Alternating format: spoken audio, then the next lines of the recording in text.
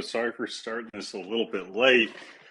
I just spent like 30 minutes messing around trying to figure out the Rodecaster Pro 2 connection, and I kept thinking I was making progress, and I was not making any progress whatsoever. So then I realized like it was either an all-night ordeal or I just go ahead and push it back. So pushed it back so that we can get one of these in.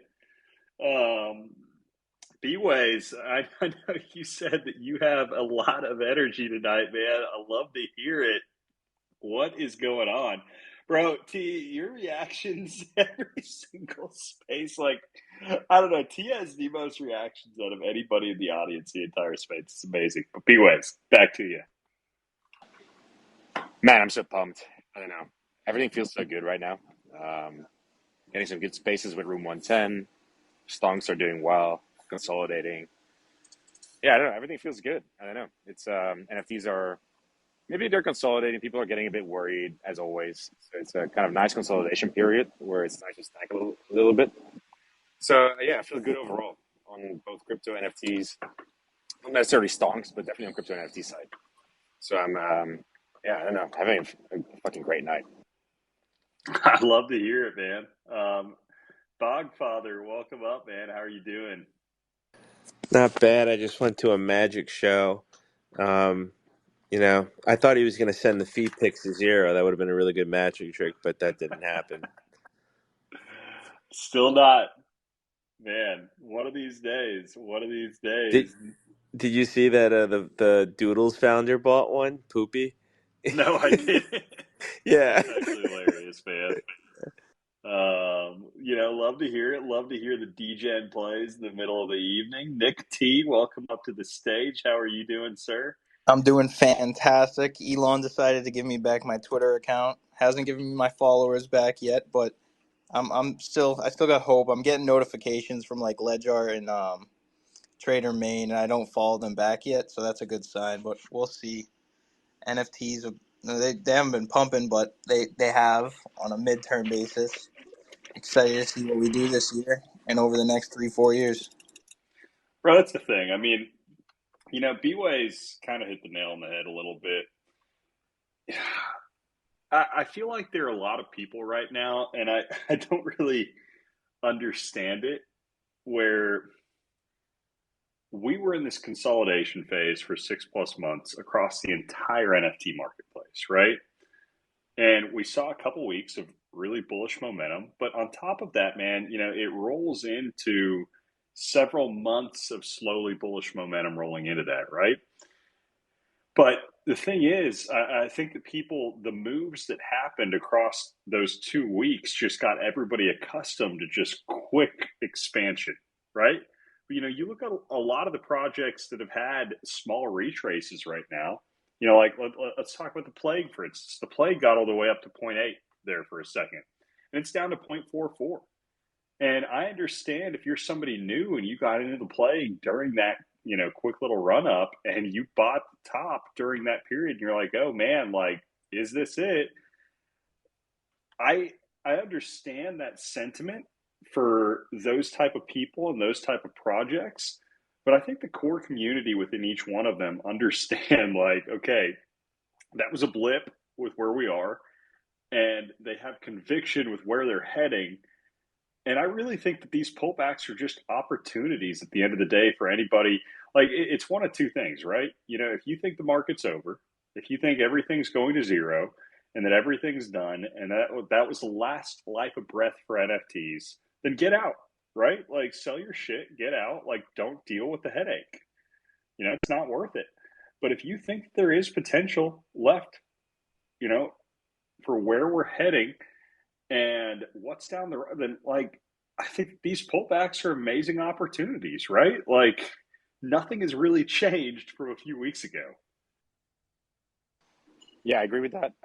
And I still don't expect. I know you're more bullish on NFTs in the short term. I don't think there's going to be a huge broad-based NFT bull this year, actually, 2023. But I do believe that there's a big rotation coming from shitty stuff to things that will thrive in the next bull. And so I do want to position myself for, buying through these dips in the projects that will be there in 2024, 2025. And I think people are underestimating the mini bulls or this concentrated bull that might happen in some of these projects throughout 2023. So even though I'm not like a massive bull in terms of NFTs, before the halvening next year, etc. I think some projects will outperform, and people are just not looking at that. And I think it's going to be a huge missed opportunity for many people. But I do want to caution, like I do sell on pumps, on massive God candle pumps on NFTs or anything else. But I do also accumulate on the legs down, on the solid projects, right? So yeah, I think people have to be in a bear market. People have to be mindful that there still will be like mini pumps out there, and just pay attention.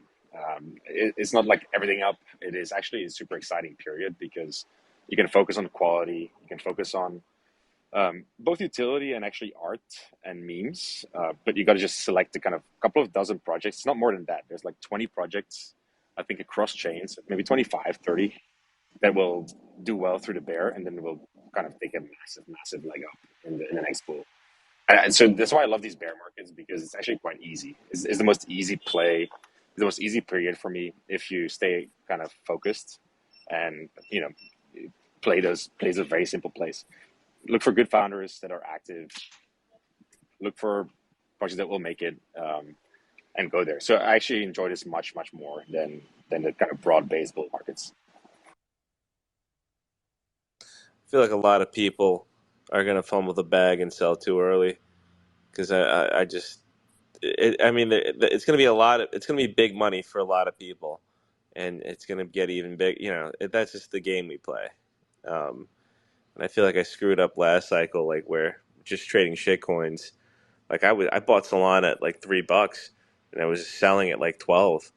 I'm just like, oh, obviously you didn't know what was going to happen at the time, but it's like, That's better than I did. I think I ran it from like 3 to 5. yeah, yeah, but you know what I mean? Like it's just like, oh man, like getting those gains right away after just like a period, like a drought, like it's just human nature, and it makes sense. But I'm gonna I'm literally shooting for the moon. I'm swinging. Like I don't think I will round trip my bags. I don't think I'm gonna catch the top, but I think I'm gonna kill it next cycle. Like just based on like, I think it's just understanding the sentiment too is how you kind of inch closer to a top. What's a local top, and then what is like the Pico top. You know, and you gotta, like, I don't know, there's no like rhyme or reason. It's like experience, balls. It takes a lot of things, but I am gonna try to ride this shit all the way. The stonks, the fucking penguins, all. I'm just riding this shit. I'm not selling. I'm not flipping this. I'm here to get a private island next cycle. I'm not here to fucking, you know get a down payment on like a 2 bedroom fucking house in the Midwest. I'm not doing that shit. We're going big, guys. We love to hear it. Hey, Rooster, you want to know what's kind of funny? I have no idea how this website, like, I just stumbled across it. It's called superspaces.ai, and I just scrolled through. You want to know what your rank is on, like, out of anybody in Web3 for Twitter Spaces hosting? 33.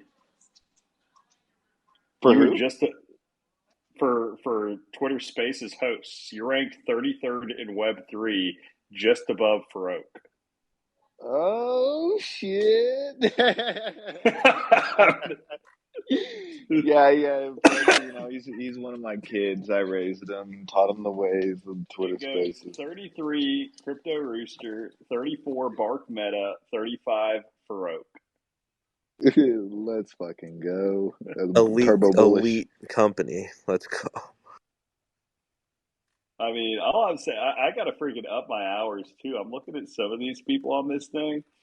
Dude, it's freaking ridiculous. I thought I was putting in some work recently. And again, I don't know how, like, if it's just airtime, like total, or if it's airtime per week or what. I'm looking at, it's like I'm at 30 something hours, which sounds about right for the past week, right? But there's some of these people, I'm looking like Leap has 105 hours and 21 minutes. How in the world Like there's no way that can be a 1 week No, period, it can't. It right? can't. Like Leap is a fucking beast. He's a beast. I love that guy so That's much. Like, 16 hours a day, dog. no, yeah, he does Yeah, it. He like does it. that's what I'm saying. Like there's no way that 16 hours a day. No, there is a way. Yeah, the guy is an absolute machine. Like Leap is like the best. I think he's one of the best spaces hosts out there. He does like 10 p.m. starts every day, goes for like 8 or 9 hours through the night. This is 10 p.m. Eastern, and then kind of joins again at 2 p.m. The guy is an absolute beast. So I think that it's probably accurate actually. Bro, that's ungodly. Well, okay, no, it can't be a week because I'm looking at this and I just filtered it out by total airtime, and there's somebody called Puff Pandas who, who knows what the hell they are. They're probably some mint, but their airtime is 325 hours, 39 minutes. Is that them like speaking, or is it like just hosting a space with like two people in it? That's just Uh, airtime, I think. I don't know I think it's just of hosting. Like, I don't know. I'll look you up on there. Yo, Let's. slide me that co-host invite. Oh, you're trying to up the numbers? Well, yeah, you know how it goes. Yeah, you can't just dangle the carrot in front of the rabbit and not expect it to eat. All right, man. We'll shoot it over to you. Now you're like, oh damn, like I'm piggybacking my way to the top over here. You're not piggybacking though, Rooster. That's the thing you got to make sure of here. You're carrying the team. But it's interesting. So, See, yeah, we ride together. but so it's all about quantity. Yes, It's all sir. about quantity over quality. It seems, right? Is there any qualitative metric as well on the website? It sounds like Rooster made it Well, bro, himself. that's yeah, how many laughing emojis you get in your space has to be a metric. well, I actually think it is. I'm looking through here though, and it doesn't really play in very well for okay.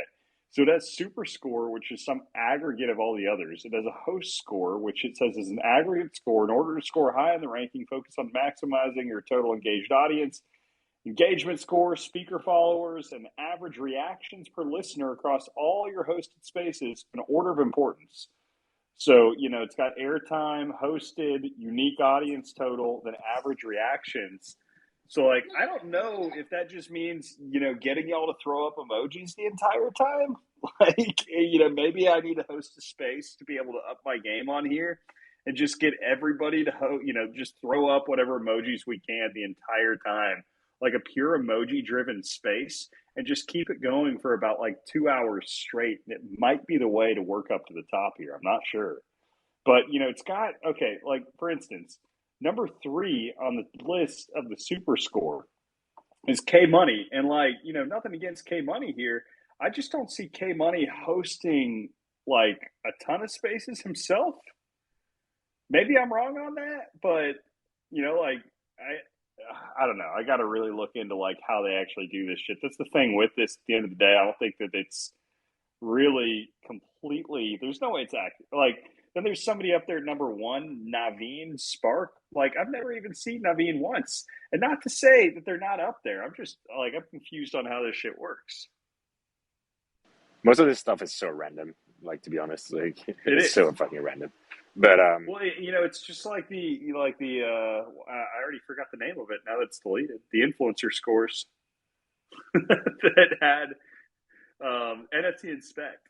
The NFT Inspect scores were pretty damn random too. It was like, I saw some people hustling their asses off out there, and they could not find a way to get their way to the top, even if like they were one of the most apparent and engaging people that week. And like, I don't know, some of these metrics are a little bit skewed, but I think they paint a broad picture of who's hustling, who's putting in the work.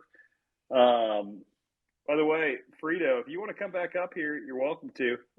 I don't know if I accidentally kicked you off or not, but you're definitely welcome to hop back on. One way or the other. I mean, it's like it's fun. Somebody else is trying to make basically an NFT inspect for Twitter Spaces, though, is what it looks like. yeah, with all of these things, like I think the absolute values or absolute rankings are somewhat irrelevant. They're probably directionally okay. But what is typically true in my experience is the direction of it, right? So if you do engage more and you make some good posts, You will see yourself moving up the rankings. If you don't engage, you're on a holiday, let's say, and you don't post at all, you will see yourself sliding down the rankings. So I think it's a good directional tool, but I think I don't pay any attention to the absolute rankings on any of this shit. But not if it was an accurate ranking, I think Rooster should be on the kind of number 2 or 3, and Kalia should be number 1, right? So if there was any accuracy to this whole thing. Let's go. That's what you love to hear, man. That's what you love to hear. Hey, shout out to the quickly. The Stonks are only 24, actually less than 24 ETH away from hitting the 2K volume mark on OpenSea. We're about 36 ETH. If a 35 ETH sweep gets us the all-time high, like people don't understand how like tiny that is, to be honest. Like, like that's people are look at the apes too. Like I feel like all that ape money, like they spent they extracted 5,300 ETH in those sewer passes today. It's wild. Like they mark the local top every freaking time. Bro, okay, explain to me the sewer passes because I'm a little bit confused on those. Like, are they actually Yuga assets within the ecosystem, or is that somebody trying to do a derivative, selling the rights to their mint for the Yuga? Like, I was a little bit confused by what was going on with that.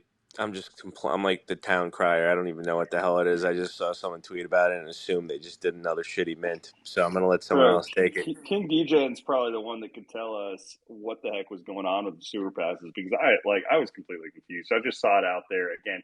I don't know whether like what it was one way or the other. It seems like it was a mint for the mint, and I saw that there were a lot of restrictions they put on it also as far as potential mint coming up, where they're basically restricting all addresses that were not OpenSea as far as the major exchanges.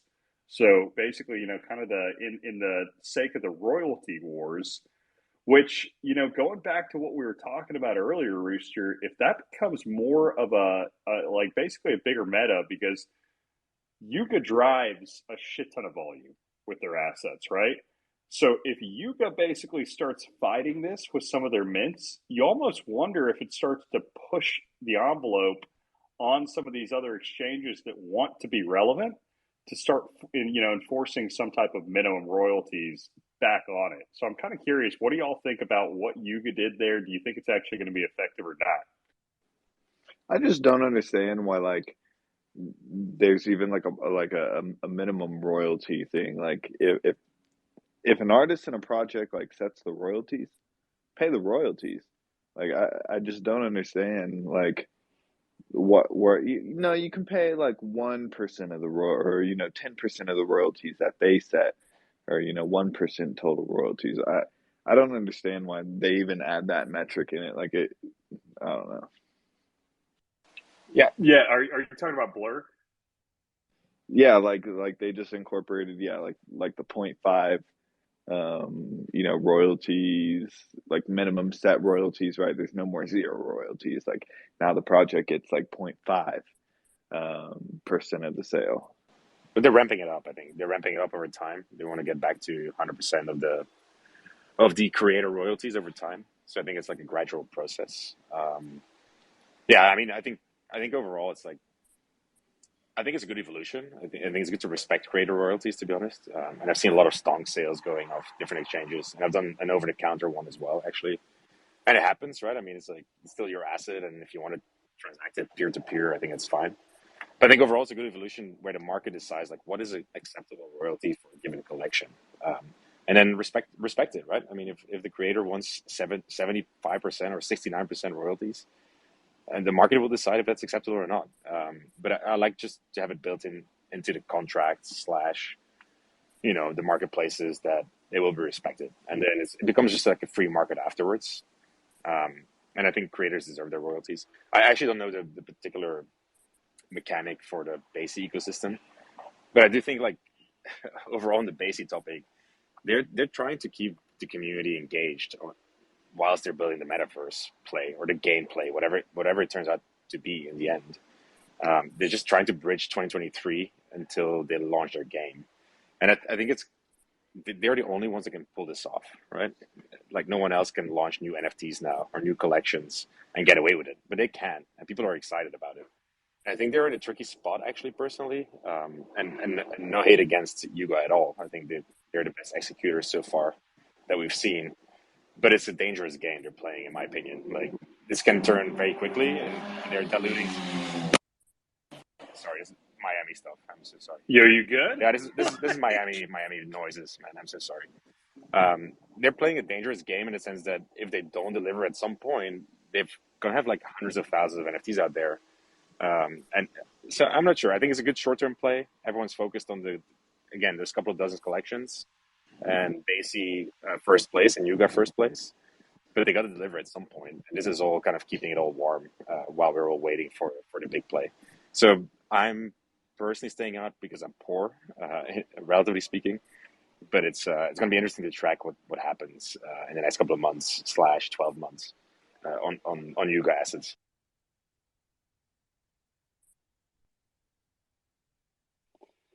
Yeah, that's fair enough, man. So, hey, King DJN is back up on stage. King DJN, I'm curious what your thoughts are on. Well, first off, what are these the Yuga Mint that happened today? I'm already blanking on the name of it. I got to go to OpenSea.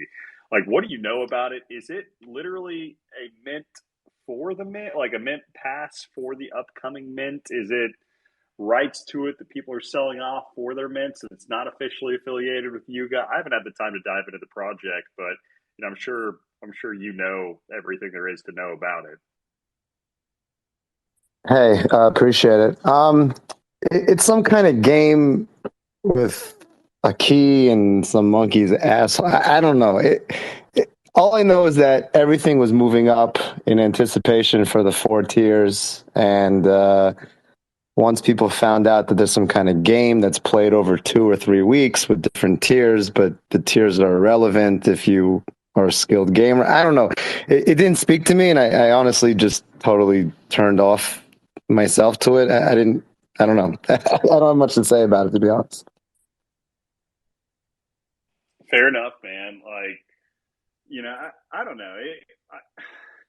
One way or the other, I hope. I do think there's a chance that the Yuga Mint coming up does actually inject more capital back into the overall NFT marketplace than it does take away from it. Because if you look at it, like, like this is a free mint coming up for holders, right, King?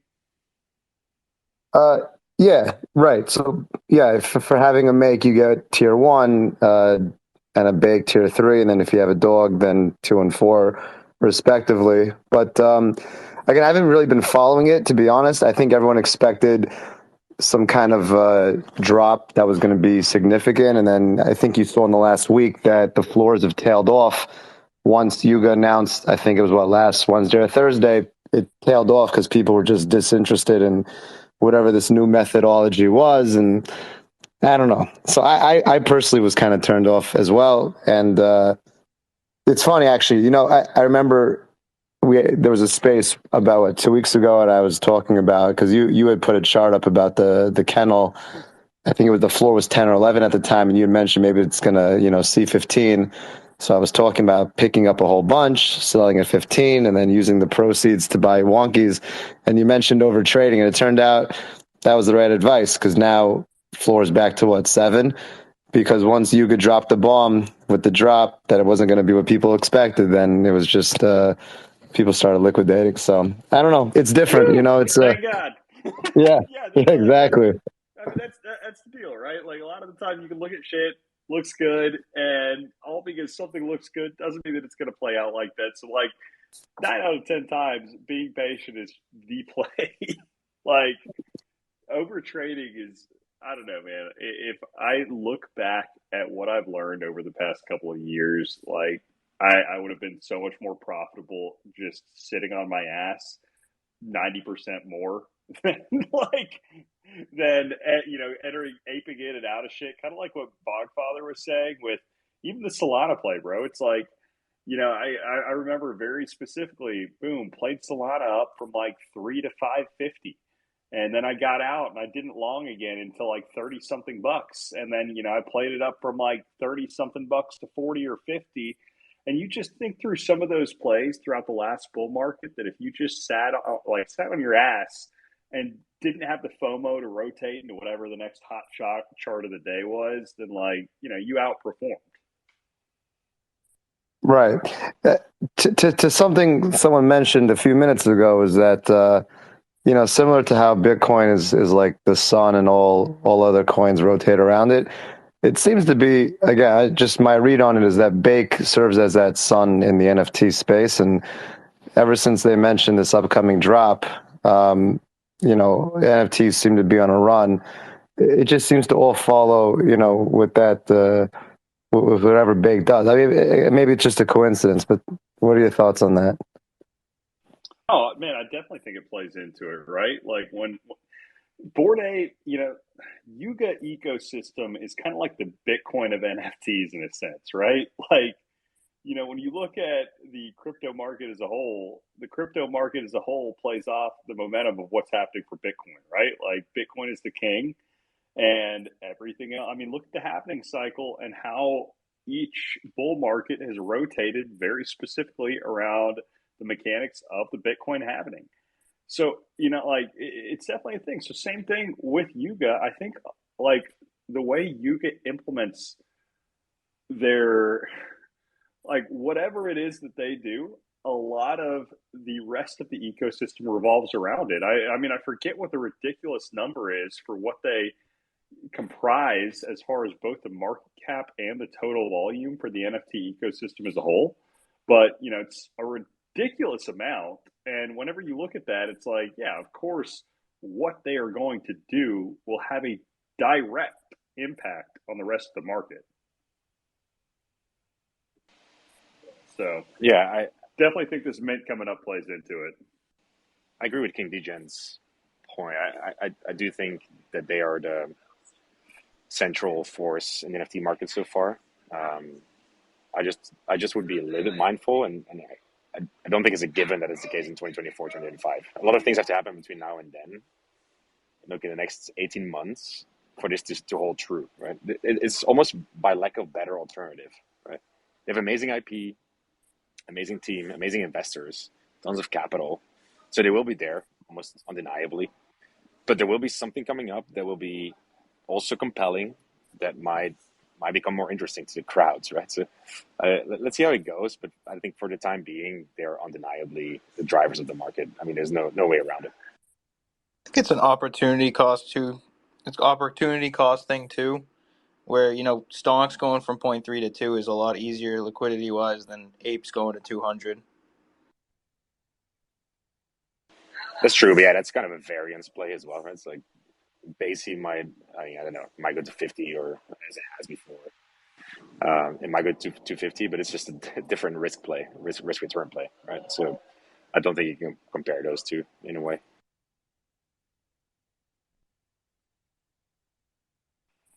Yeah, man, definitely tough. Hey, Q, welcome up to the stage, man. It's been a minute. How are you doing? I'm doing really good, Cleo.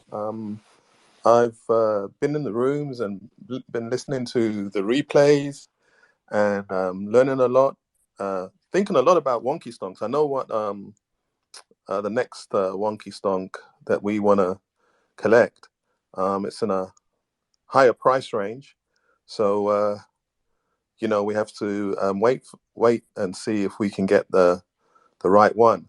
But I was thinking about the Wonky Stonks, right? And I was thinking about I was just thinking about I know it's not a PFP project, and to me, I thought, it's kind of could be more like a banner project, because like when you look at Twitter, and I thought about it from you actually, because there was a point where you've got your PFP, which is an iconic PFP, and then you changed your banner. And when you kind of look at Twitter and you think to yourself, okay, what's the real estate that you've got? All right, so everybody's got their PFP. That's the main thing. But then, everybody's going to click on somebody's PFP, and the next thing you're going to see is the banner. And then from the banner, you're going to look at the bio, most probably, and then scroll down and see whatever else they're doing. in terms of what they're talking about or whatever.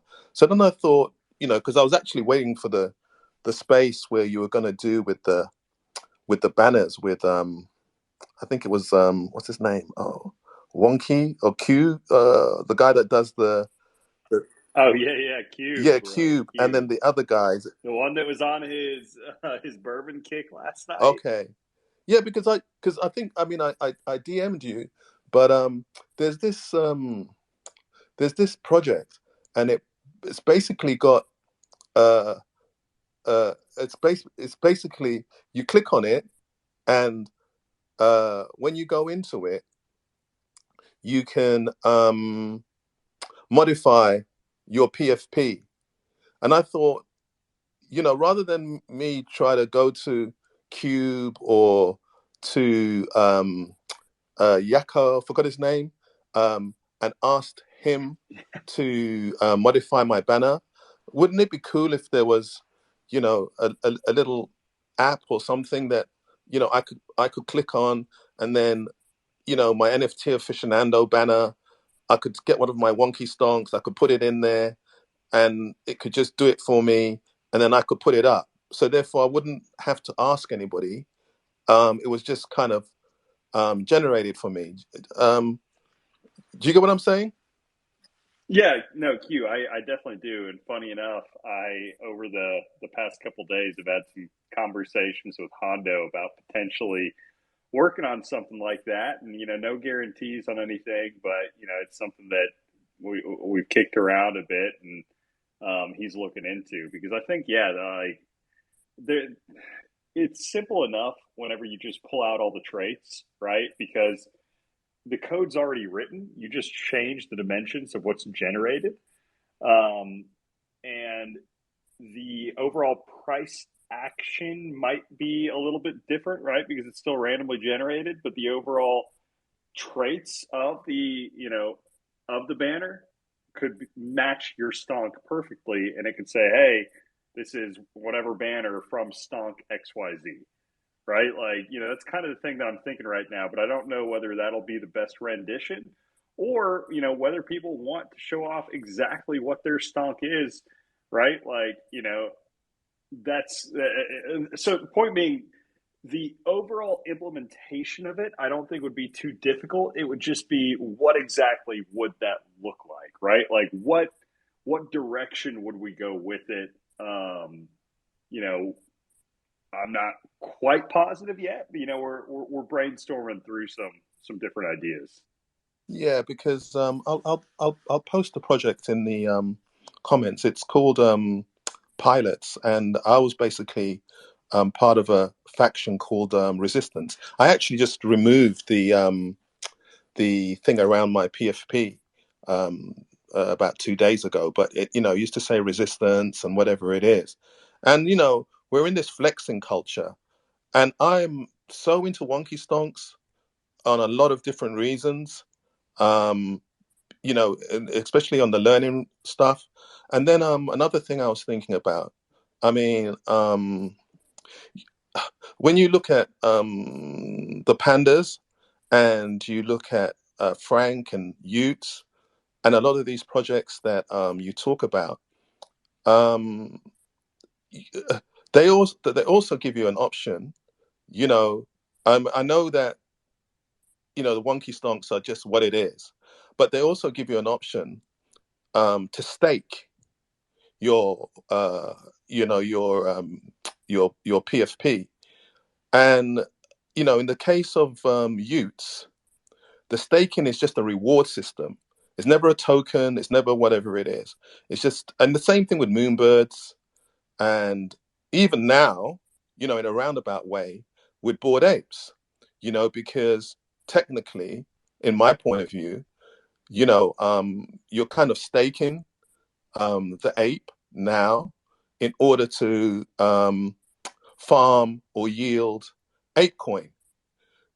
So it's interesting that you talked about Yuga being the BTC of the NFT or thing, because basically what we're doing is, if I'm going to buy another Wonky Stonk, right? I have to say to myself, just the same way that I understand that traders do shit coins to get back to Bitcoin. I'm like, okay, this wonky stonk that I'm looking at today is going to cost me 2.5 ETH, right? Now, do we need to move quickly on that wonky stonk? Maybe not, because a lot of people might not be going to the 2.5 ETH region. Yo, watch out! Yeah, You got Andy G beneath you.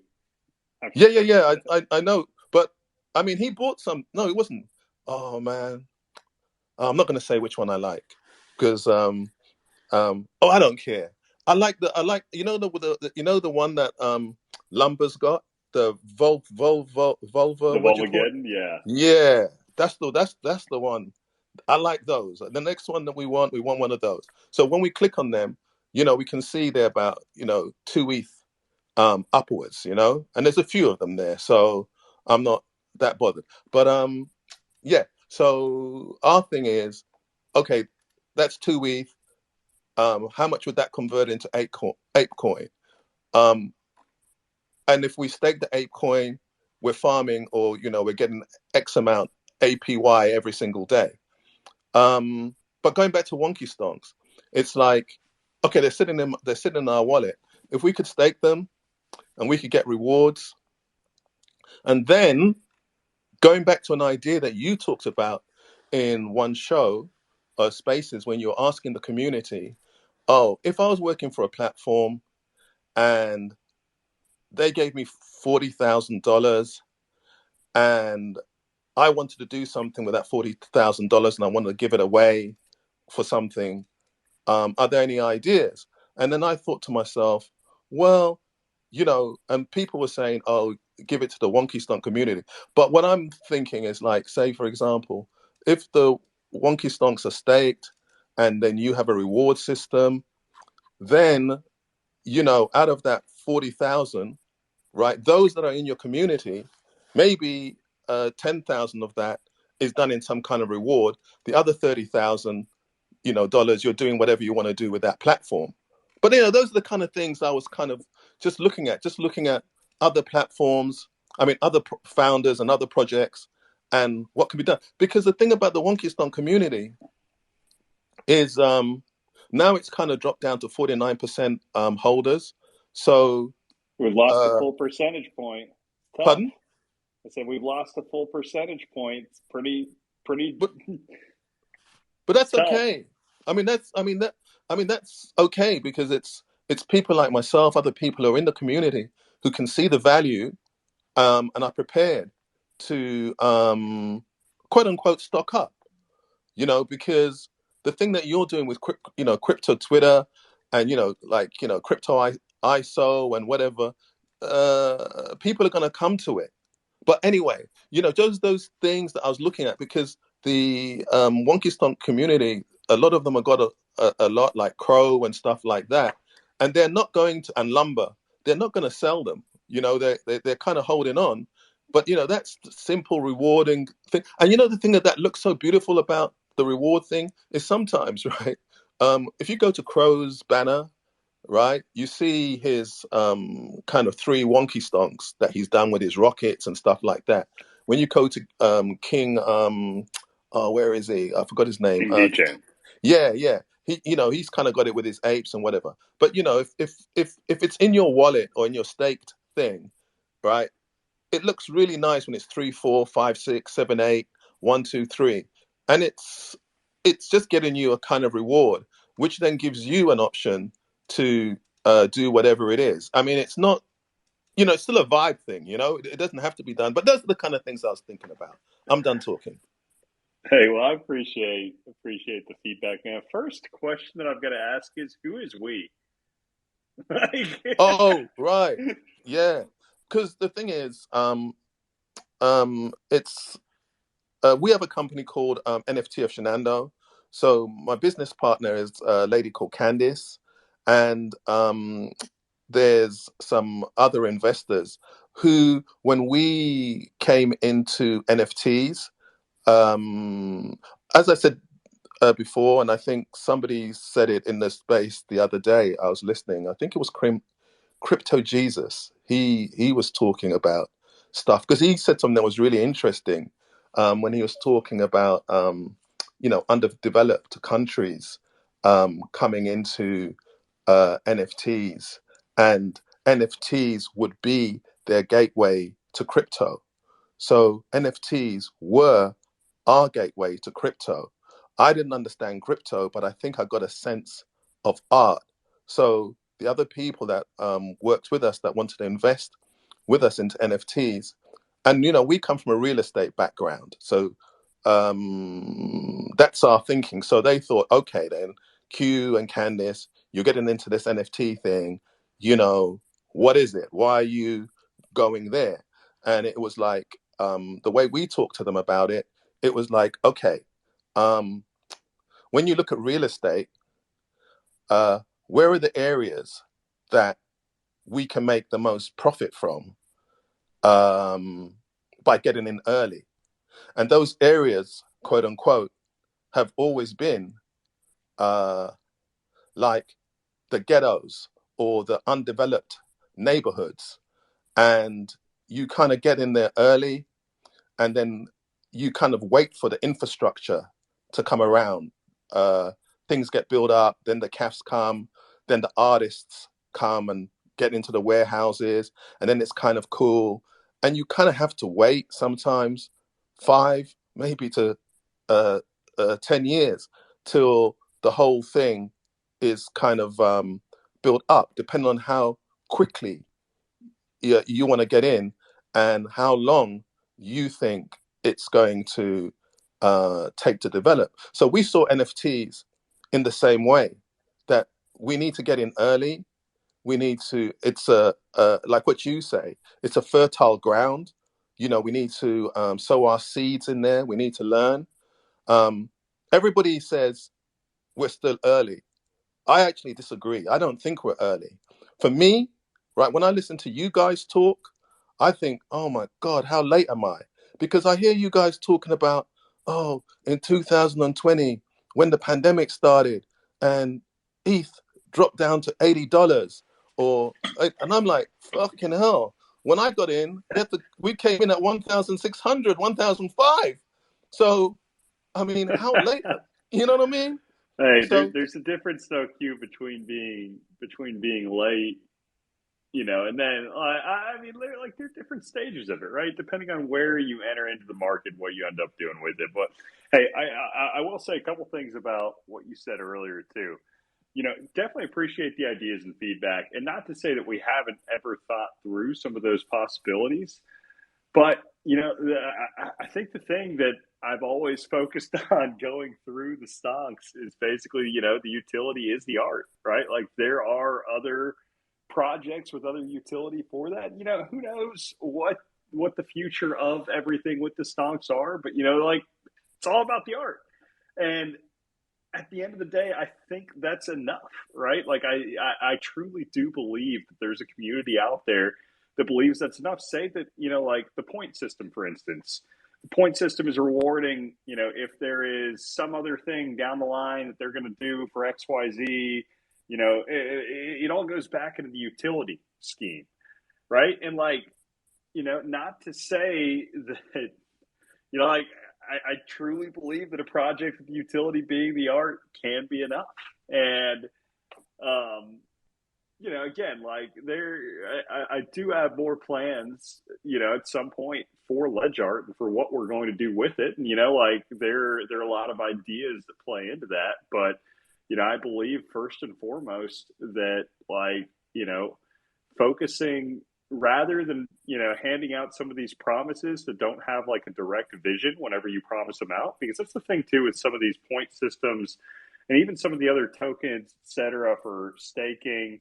It's almost like a promissory note toward future value where you're like, hey, if you stake this, you don't know what the reward exactly is going to be yet, but here are some things you might, it's basically just dangling this carrot on a stick out in front of the horse, where the person that's dangling the carrot hopes that the horse keeps following that carrot to get them to keep moving, because otherwise they're afraid the movement's going to stop.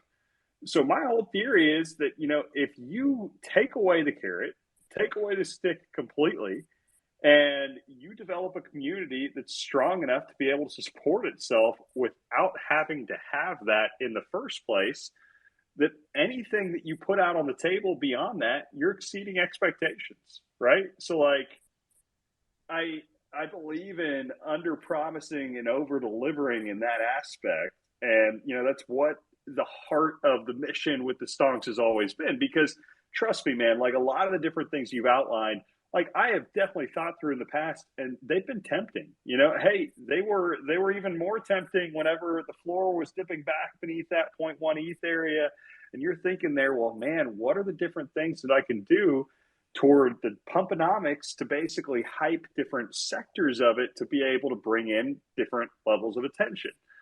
And, it's like, for instance, if you collect art from, say that you go to one of these art shows and you collect a physical piece, the average art collector that's going to Scope in Miami at Art Basel isn't sitting there and buying a piece of art hoping for some type of point system for a accrual for what it might be able to do. Like, they're not doing that, right? Like, that's not part of the vision for the art itself.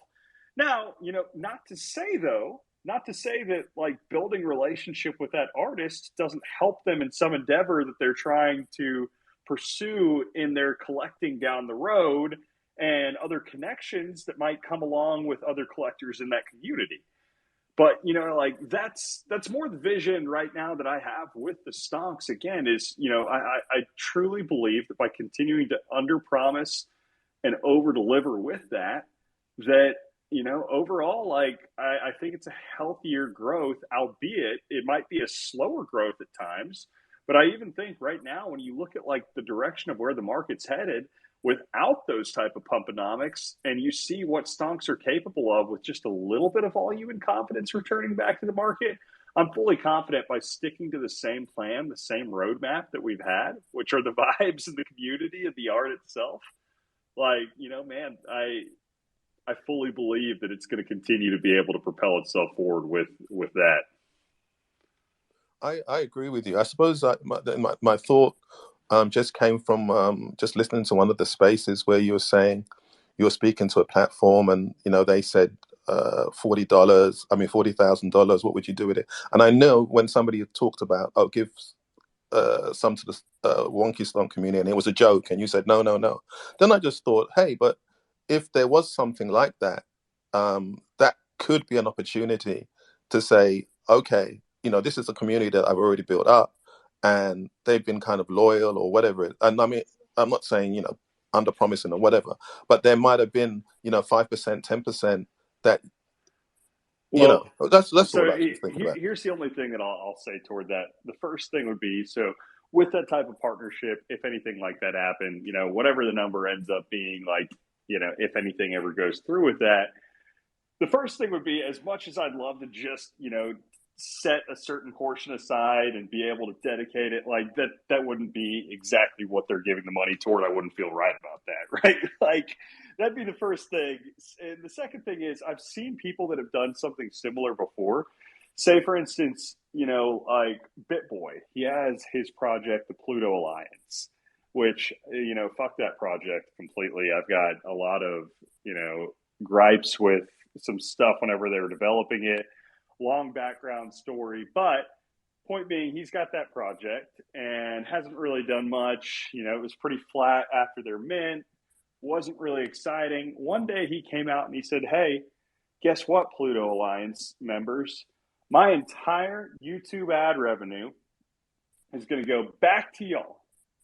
All right, we're going to distribute that monthly ad revenue back to you guys, and it's averaging right now $40,000 to $50,000 a month, and that's all going to be dispersed to the Pluto Alliance holders. And you saw Pluto Alliance have a nice little pump after that, right? Like, I think the Pluto Alliance like went from 0.0 whatever to like 0.05 to like 0.25 in a matter of a couple days after that. People were pretty hyped. And then you know what ended up happening after that? I don't know. Like, I really don't. Other than the fact that, like, if you look at the Pluto Alliance today, like, I'm pretty positive it really still hasn't done shit. Like, let me go. The Pluto Alliance V2 is what they're at right now. Yeah, their floor price is 0.0157. And that's after, this promissory note of like $40,000 to $50,000 a month, basically, toward distributing toward that community. One, I don't think that you technically can do that, because when you start to do that type of stuff, like, here's the deal. I think a lot of projects, without realizing it, are treading thin water as far as regulatory schemes for what's going to crack down eventually down the road for NFTs. Like, I think a lot of the different things that people put into place actually do turn their projects into securities. And, I may be a little bit old school in that thinking, but, I think especially a bunch of the leaders up there at the top, like, are going to face a lot of regulatory scrutiny down the road. Because you are at that point promising, like, if it's staking and you're giving some type of reward, distributing X amount of cash from whatever mechanism it is each month, like, that is a form of yield, right? And, like, look at what's happened. Like, Celsius, not Celsius, like Gemini, for instance, Gemini Earn, how they just got cracked down on by the SEC for their Earn product, even though, like, they're basically insolvent anyway, but they still got cracked down on it because they're promising yield with that. So then you start to get into the dynamics of, well, could you geo filter that reward? And then, it starts to get super messy, and it starts to detract from the overall vision of the art itself, right? Because then the holders that you're starting to collect are now starting to collect for, man, well, I might be able to get this little bit of staking change coming in my way, but at what point does that become enough? And then if something happens to that stream of revenue, is that enough? And then if a year down the road or 2 years down the road, regulatory pressure comes into the face, oh, shoot, well, I've been holding this, collecting that for X long. Now there's a problem with the parent company, and there's a problem, potentially for the holders too. Well, then what happens to the art? So, like, overall, I think, and by focusing on the art and the art in and of itself, that, hey, again, is it something that, for the next 3 weeks, maybe there's the opportunity to pump something up by announcing something else. But, I'm trying to think in my vision for this project for, hey, what does the next 3 to 10 years look like?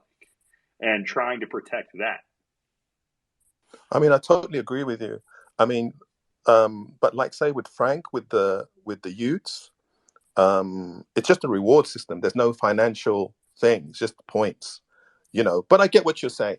I was just thinking, around it. But I will definitely, because I will definitely try and find this thing about the banner thing, because I'd like to be able to do that. I did, I definitely need one more to be able to go to Cube to get that, but I would like to be independent, regardless, and not really ask anybody anything. And if there was a tool that I could, put NFT of Shenando into it, and then somehow create my Wonky Stonk. Obviously, our team could do it ourselves, but I was just thinking on a mass level where everybody that's got a Wonky Stonk could just say, oh, you go to that tool, you do this, you put that there, and it generates you a cool banner, and there you go. Because I think the banner real estate on Twitter is something that we don't monopolize enough. Everybody's so caught on the PFP that only your community, I see, a lot of them are generating banners, and I know the apes used to do that as well. Anyway, I'm done talking. Thanks for the time. Yeah, Hey, of course, Q, man. I really appreciate your feedback too. B-Ways, what's up? yeah, just one comment on that one, which I think there could be some cool integration with the Sappy Seals meme bank. I forgot the name now, but they created this meme product earlier this month where they are essentially, you can just input your ID number of your seal, and they're going to expand it to other collections. And they have like auto-generated other memes, so you get like 25 auto-generated memes in like 5 seconds. And it could be cool to kind of integrate Stonks there, because Stonks could be like a nice background to any other collection on the platform. So you don't even have to build it yourself. It might be a nice collaboration with the seals, actually. So any other collection that joins the platform, automatic background from the Stonks. I think that's kind of a cool idea as well, without all the dev effort from Hondo. Oh yeah, man. No, I mean, I love all those type of ideas and feedback, and I think some of those things again, like who knows? Well, like we're thinking through different things we could potentially do with that, but definitely looking into the banner, easy banner integration, maybe lift the weight off of Cube and Yakovic's shoulders a little bit as the community continues to grow so rapidly. But speaking of OG community members, we have a very special guest on stage. It's been a minute, man, but hey, especially when we started kicking the weekly spaces back off, there in the spring, D Huts was a mainstay up there. D Huts is kind of the resident Solana guy. A lot of y'all have asked about why on OpenSea the total number of stonks reflects 8,735. But if you go to the site and the contract, there are 8,736 stonks. You can blame it on this man. So D Huts, welcome up to the stage. How are you doing? Hey, hello. Great to see everybody again. I've been seeing you guys up here, weekly, nightly, and I have to miss it because I'm so busy. This is like when I get the most productive time and kind of get in that flow state. We were actually talking about it earlier in the room 110 space, but I was like, you know what, I've been skipping so many of them. I gotta come say hi. So hello, and yeah, that's pretty funny. I did bridge the first Wonky Stonk to Solana. Still support the cross-chain compatibility. I'm still shouting for that. Actually, speaking of, did you guys see the Phantom announcement, the Phantom wallet announcement today? Yeah. Actually, I don't think it. Super bullish. Yeah, for sure. So Phantom wallet, one of the best wallets, best user experiences, I would say in Web3, but definitely for Solana. Is now going to be working with Ethereum and Polygon. And I'll go ahead and just drop their little teaser video in the stack up top because it is really, really cool. There's drag and drop wallets. You can quickly switch between networks. So switching from Ethereum to Solana will be no big deal anymore. Moving NFTs between chains is now going to have like bridges. And this is so funny because it's actually like if you go back and listen to the recordings or you go back and to the conversations that this group was having, 6 months ago, 12 months ago, we were talking about that exact thing of cross-chain compatibility, about how it shouldn't be the user's job to have to switch between like networks. Like I don't have to remember the IP address for Google, right? Like my browser just handles all that for me. I don't have to remember domain name services. The browser handles all that for me. So I should just be able to say like, hey, I want to go see the Wonky Stonks. And then boom, I show up on Ethereum. And if I want to go see, Degenerate Ape Academy or something, boom, I'm on Solana. So I'm really, really excited about where that's headed. And now I definitely get to experiment a little more with the Ethereum side on Phantom because that's currently where the Wonky Stonk sits today. Let's go, man. I love that you did that. It's freaking amazing. And dude, I'm excited for you too because it's one of the things. Some people they go silent, and you wonder, okay, what the heck happened to this person? Are they okay? D Hut's going silent just means that D Hut's is freaking grinding and has something big that he's working on. You guys, it's so big. I'm so flippin' excited about it. Yeah. Okay. I would do this because the Wonky Stonks have my heart. I will make sure that the first announcement that we release is in the Wonky Stonk Discord. 3-dimensional art is going to be on Solana. Probably one of the first of its kind where you can manipulate the actual asset inside of your wallet. Super, super cool. Very, very fun because it's going to be metaverse compatible day one. So we're not just talking about flat PFPs here. We're talking about the future of what 3D art looks like in the browser, and I'm super super excited.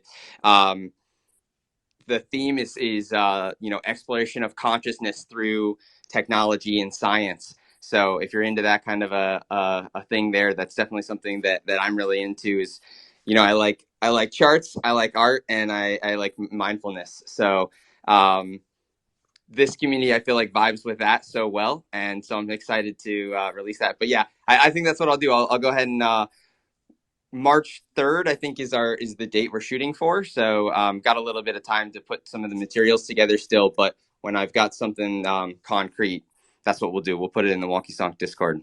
So be on the lookout. Yo, let's go. Love that, So man. bullish. Hey, how many of these Solana why am I blanking on what they're called? The hacker houses have you been going to? Are they still going right now? Have you been traveling globe trotting, going from hacker house to hacker house? Yeah, absolutely. So yeah, we've been all over. Went to Dubai this year, went to Cayman this year, got to meet Raoul Paul. Was a ton of them, these hacker houses. So like now the next one right now is Sandstorm, which is going on right now. So if anybody's interested, join in the Lampard DAO, and there's a few tracks that are going on, or just follow my account, and I tweet about it all the time, and kind of keep everybody up to date with that type of stuff. But the what we're building right now is. Dude, it's so hard to like skirt around it without like trying to talk about it. It's something that we've been working on for a long time, so I'm very very excited about it, and like in ways that are trying to push the boundaries of I think the way that people have thought about these different assets. So I'm trying to build something that allows people to build into themselves. Is kind of, I think that's the best way to like leave it. Is I'm trying to open some minds and teach people that they're more powerful than they think, and there's a lot of potential in every one of us, which is one of the things that I vibe so hard with about the Wonky Stonks. Going back to kind of what Q was just saying, is this is a community that feels very much like just one of the craziest, most supportive, like just like hugs all around, buddies. Even though I've known you for 2 minutes, like join in the Discord. If you wanna onboard somebody to NFTs and you want them to stick around, like send them a Wonky Stonk, because like they're going to be so welcomed that they're like, holy shit, this Web3 thing's pretty cool, man. This is like there's something to this, right? Because that's really what makes it contagious. Isn't that um, like we're on the forefront of technology, which I do kind of think that we are, but I think the coolest part is just the fact that like, man, I had a Twitter account, and then like now all of a sudden I'm not shouting into the void. Like I get GMs back. Like, you know what I mean? It's like for some people that's enough. For some people that's like all we really need, especially in a time of isolation like this. We just want to come together, and so that's going to be sort of the thesis, is showing everybody that I think we're all a lot more powerful than we give ourselves credit for.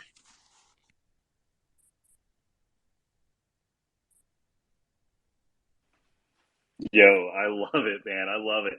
And for those of you, like, again, who don't like, I am telling you, D Hutz was one of the voices that would come in and just provide like the type of energy that he's giving right now consistently back in the day. That's one of the cool things about this community is there have always been voices and like, people that have plugged in and stepped up when the community needed it. D Hutz has definitely been one of those guys. So I'm pumped to see everything you're working on coming to fruition, man. Definitely pumped for March, whenever that announcement drops. I'm curious. Is Solana like, because I know Solana's done this type of stuff before? Do you like they're not going to do the Hacker House at the same time that ETH Denver is going on, are they? That'd be savage. I don't know what dates Denver is. I've seen a bunch of it on my timeline, but I don't know specifically. Do you know what dates the actual like demo days? Beginning of February. Oh, then no. Like sometime at the beginning of February. No, I think this one's gonna finish up. Well, I guess if it's like early February, then potentially. But with this one being a remote hackathon, it's a little different. It's definitely pretty interesting because there's really no like big centralized agent. Like it's not done. It's not being hosted by the Solana Foundation this time. It's a bunch of the DAOs that are building out all the protocols. And this is where I'm so bullish on Solana, to be honest, you guys, is like what's coming with the Phantom wallet is like a sneaky peek. What's coming with Backpack later is going to blow people's minds. And it's kind of what we all have been talking about Web3 being for so long. I mean, again, going back to those conversations that we all, 2, 3 in the morning, we're sitting there chatting around about what cross-chain compatibility looks like, what gaming in the blockchain space would look like, what the future of DeFi looks like. And we've got protocols coming out like NFT Backpack, where you're going to have like apps, executable NFTs, like literal NFTs that are an application within your wallet, where you can have a little space to yourself, similar to like one that would exist on the App Store, right? And so this is where I'm just like so excited about what's to come, is like the narrative, we always do as traders, we look back to see, okay, the narrative of 2017 was sort of like digital gold. The narrative of 2021 was sort of like, Web3. Before that, back in like 2014 was like, smart contracts and such, right? So we have these different narratives that kind of push into the bull cycle. I think that like the one that we've all been waiting on, the one that's going to be like the big mass adoption, is the next one. In terms of, we've been talking about all these technologies, but didn't have any of them yet, right? Like they take years to develop. So it's sort of like back in 2017, we were talking about DeFi a lot, but didn't really have much DeFi. We didn't have Uniswap or like Pancake Swap, where I had like Curve Finance, but it looked like it was from the 80s. Like it gave me the heebie-jeebies to like get on there and try to swap some tokens, right? Unless you knew what you were doing, it didn't really feel very like secure. But then, in 2020, we saw like, man, all these different DeFi protocols. I'm able to trade and swap tokens in my MetaMask wallet now, and like a ton of innovations in even just these other layer one chains. And we saw all kinds of things come up out of nowhere. But yeah, that is what I'm most excited about, is what we all kind of had in our minds and like have been so excited about is really starting to come to fruition. And we're starting to have applications now where we can finally stop using the stuff that we're all like so dependent on in the centralized world. So maybe this next narrative is the like, hey, these apps now exist, but they take a little bit of time to, gain popularity. But then 2 bull cycles from now, like we have like Twitter, Snapchat, Instagram, like everything is decentralized and exists where you own your data and is very Web3, right? Like that's my pitch. It's on the record now, so we can come back and look at it later.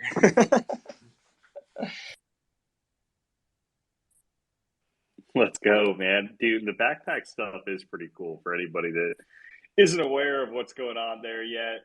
NFTs as applications, like, bro, that is the future, and a lot of people just don't even talk about it. Like it's next level, but I'm telling you, that's a lot of the stuff that we have to look forward to down the road, and especially when you're talking about sending this shit mainstream, like it's yeah, like that's the exciting stuff. And yeah, I mean that's part of it, man. That we've got a lot to look forward to in this space down that like the overall vision. Like I love the art side of it, right? Like obviously love the art with with having LedgArt, focusing on the art. But NFTs, there's so much more to come with a lot of this. Hey, Nick, before you take off, you got anything to say? Oh no, he just rugged himself one way or the other. But yeah, man, a lot of stuff coming for it. Hey, we've got a couple other speakers. Haven't had the chance to give them the stage yet. Raj, how is it going tonight? Welcome back. Yeah, what's up, man? Good to be back. I woke up this morning and like the 10 Wonky Stonks that were on the floor were all gone, and the 1576 one that I wanted was gone. So now I have to look for other ones. But Yeah, yeah, they dude, sold I'm. about a minute after Kaleo shouted them out. Literally Oh, one did it minute after, actually? bro. Yeah, I was we telling you at told the time you. I listed them. I was like, bro, they're gonna be gone immediately. Dude, it was 1 a.m. and I was in my bed. I was like, I'm in a studio, so I'm like, I'm like 5 feet from my desk. Should I bought it? But I was like, I'm exhausted. I'll just get it tomorrow morning. But yeah, I woke up and they were all gone. I'm like, shit, I gotta go find You another one. can't But sleep on the yeah, stonks. I learned it the hard way. I Yo, guess I can't there's a sleep good on one the on the stonks. there's a good one on the floor on Blur. I can shout it out. You got to just let me know whenever you're ready, and I can tell it to you. All right, let me get. Let me You log got on to like Blur 10 here. people scrambling to like sprint the Blur right now.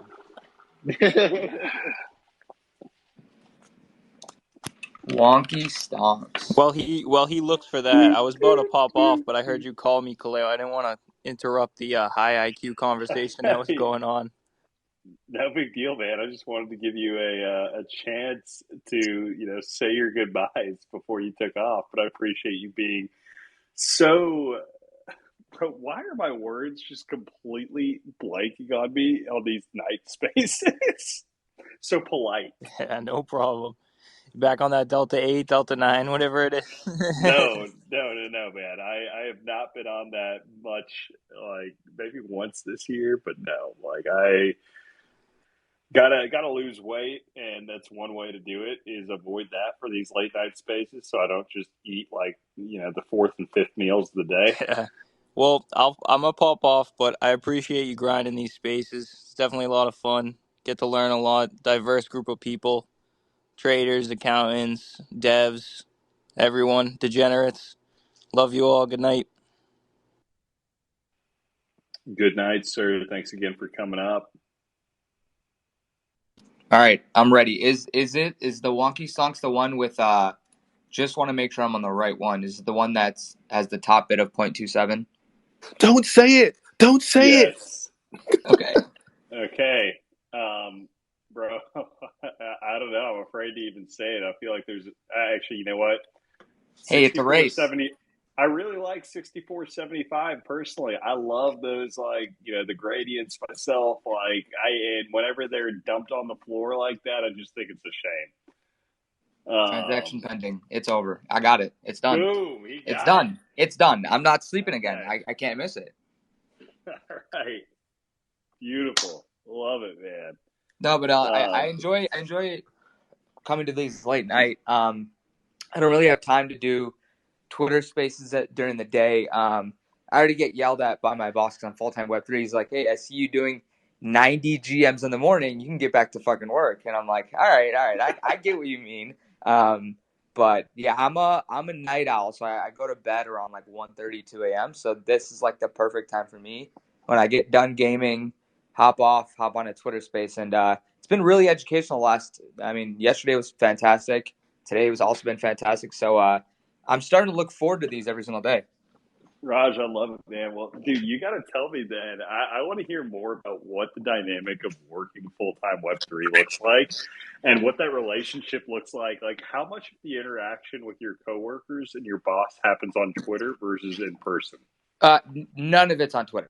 0% is on Twitter, right? So I've been in Web3.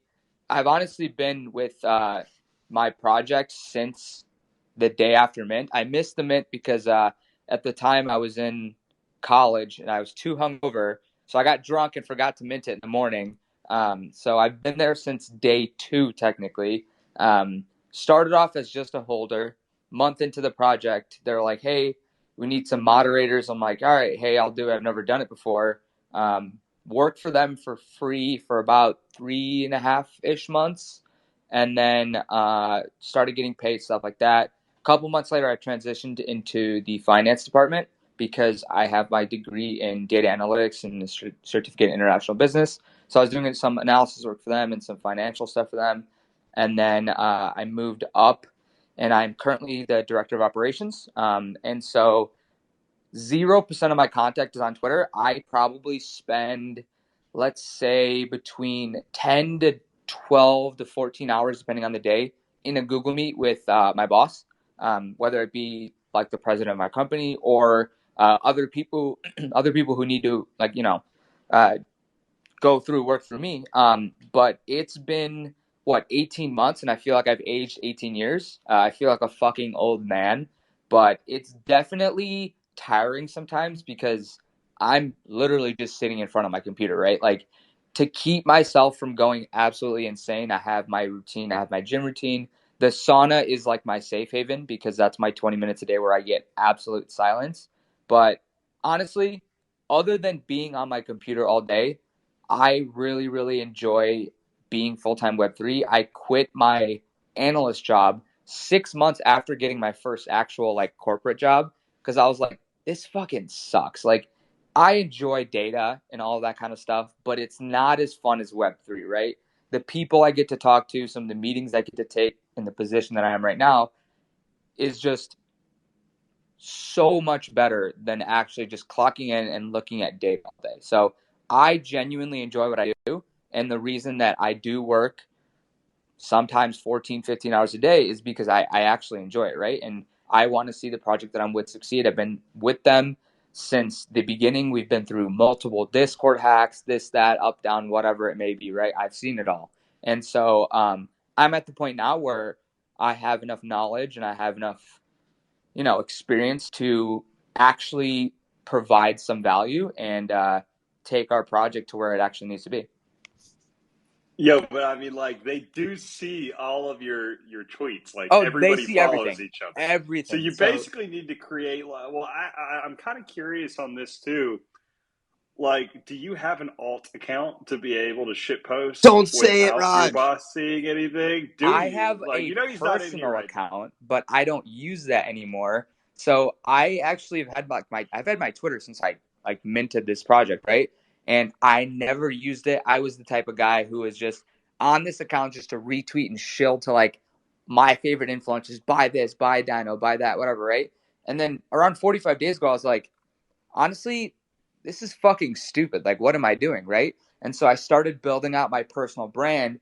And one of my biggest inspirations in the space that I came across very early, shout out to Joey Moose. He is one of the most genuine people I've ever met in this space. And Love so I took Moose. it upon myself to use that as my niche and to just to be like one of the most genuine people in the space because it's full of drama. It's full of shit, right? And so I went from, I think, 360 followers. I'm about to break 2,000 in 45 days. But yeah, they see all of my GM tweets. They see everything. But I have a great dynamic with my team. And they know that I'm a very, very hard worker at the old age of 24. Don't get mad at me. I know some of you are much, much older. But yeah, hey, I definitely do get in trouble sometimes because I'm GMing instead of working. But I make up for it by But I was working going to say, longer do you hours. do you not tell them that GMing is part of working? Is that not included No, as they part of the know. job They know. They're description? just like, hey, we have more important shit to do. Get off of Twitter. I'm like, all right, don't yell at me. Dude, that's hilarious. And that's why I was wondering what the dynamic is really like there. Because, like, if you stopped GMing completely, do you think you'd also get in trouble? No, because part of the reason. So I communicated this with my boss. I was like, hey, you do realize that like all these people that are very very successful in the space. I'm going to give Sappy Seals and Pudgy Penguins for example, right? You not only have the founder who's very very active, but you have community members with tens of thousands of followers who have their own community within Pudgy Penguins or Sappy Seals, and they have a lot of pull and uh, the value that they provide just by being on Twitter and on crypto Twitter and NFT Twitter is massive, right? And so I had my little Pudgy PFP for the longest time, and when I finally changed it back to this Dino for the project I work with, I think I had 4 or 5 people in Twitter Spaces and out of Twitter Spaces be like, oh my God, Raj, you changed your PFP. If I did that at 300 followers, no one would give a shit, right? And so, I mean, I've even joined Twitter Spaces now where people are like, hey, I joined one, I think 2 days ago where someone was like, hey, my little brother owns your project. And I thought that was so fantastic because I was like, holy shit, you guys, like, that just made my day, honestly, right?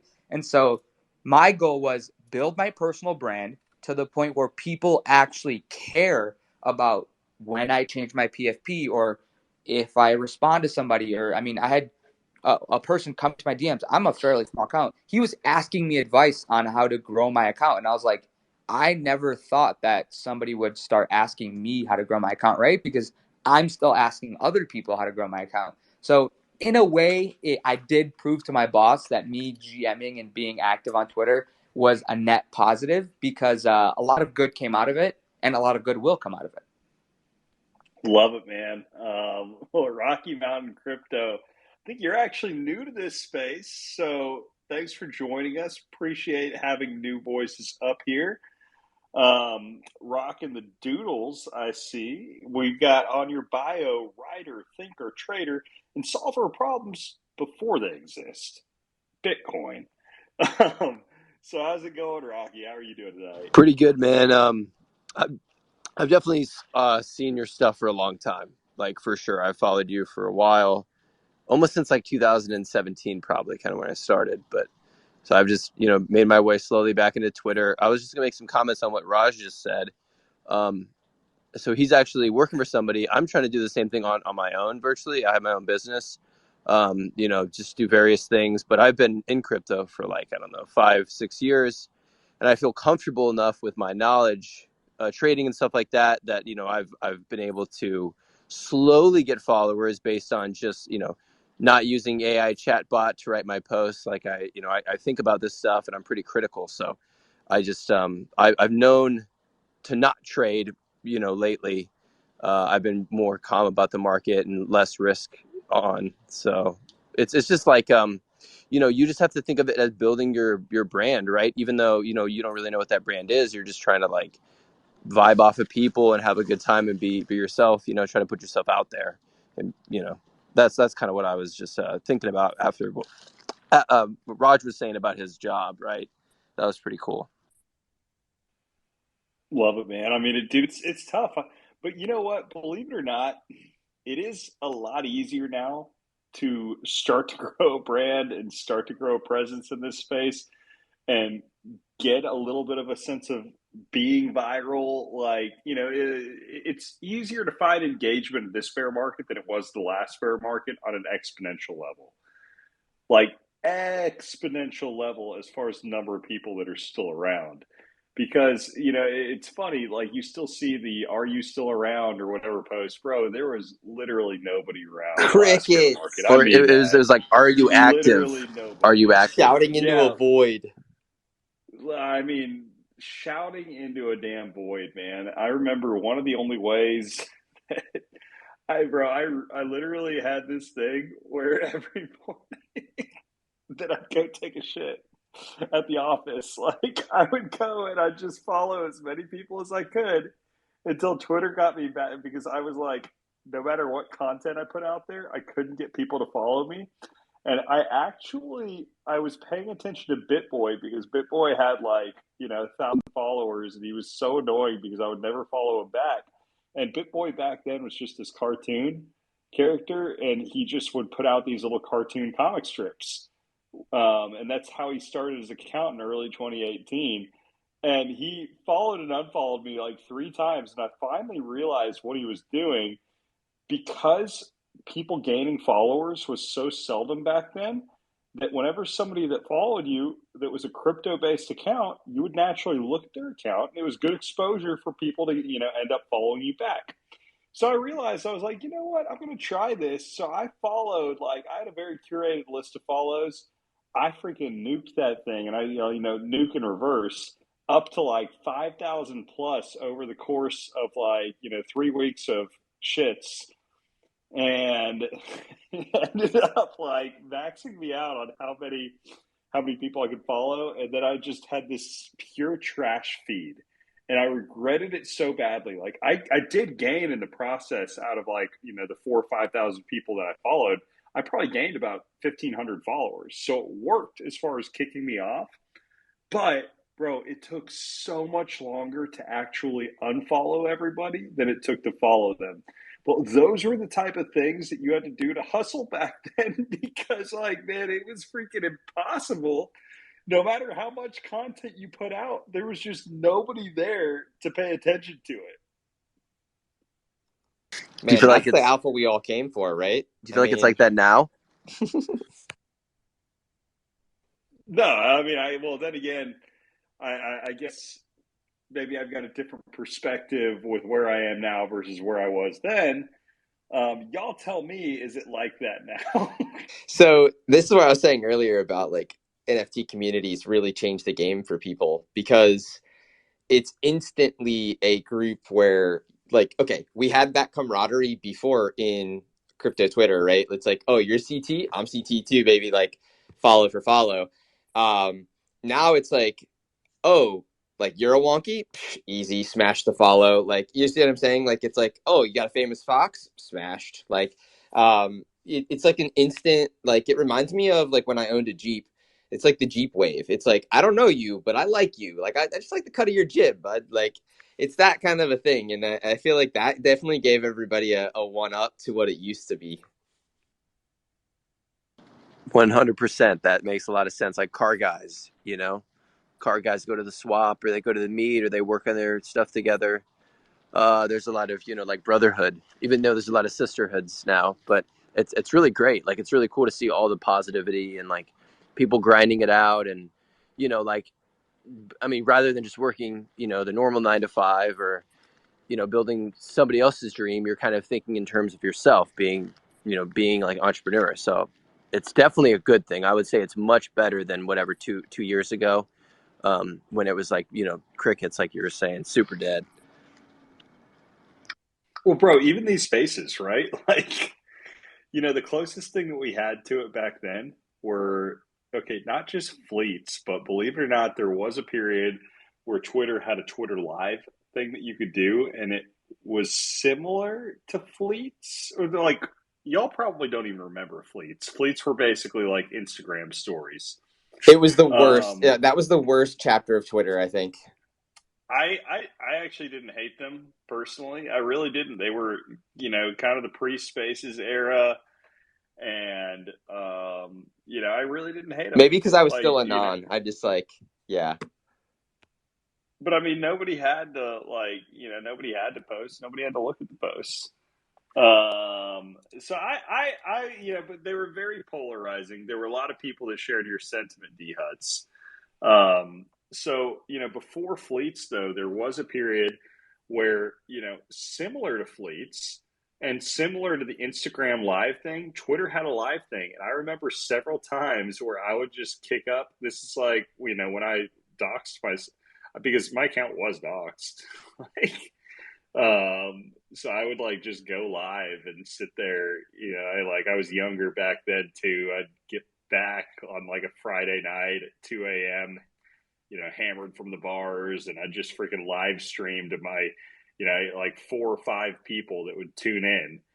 And bro, that's like all that you would get back then. We're like 4 or 5 people, but it wasn't super interactive either because it would only be people would be able to comment on your stuff. So you could read the comments, but you weren't actually having another voice that was appearing on here. So this is just a different level, deeper connections.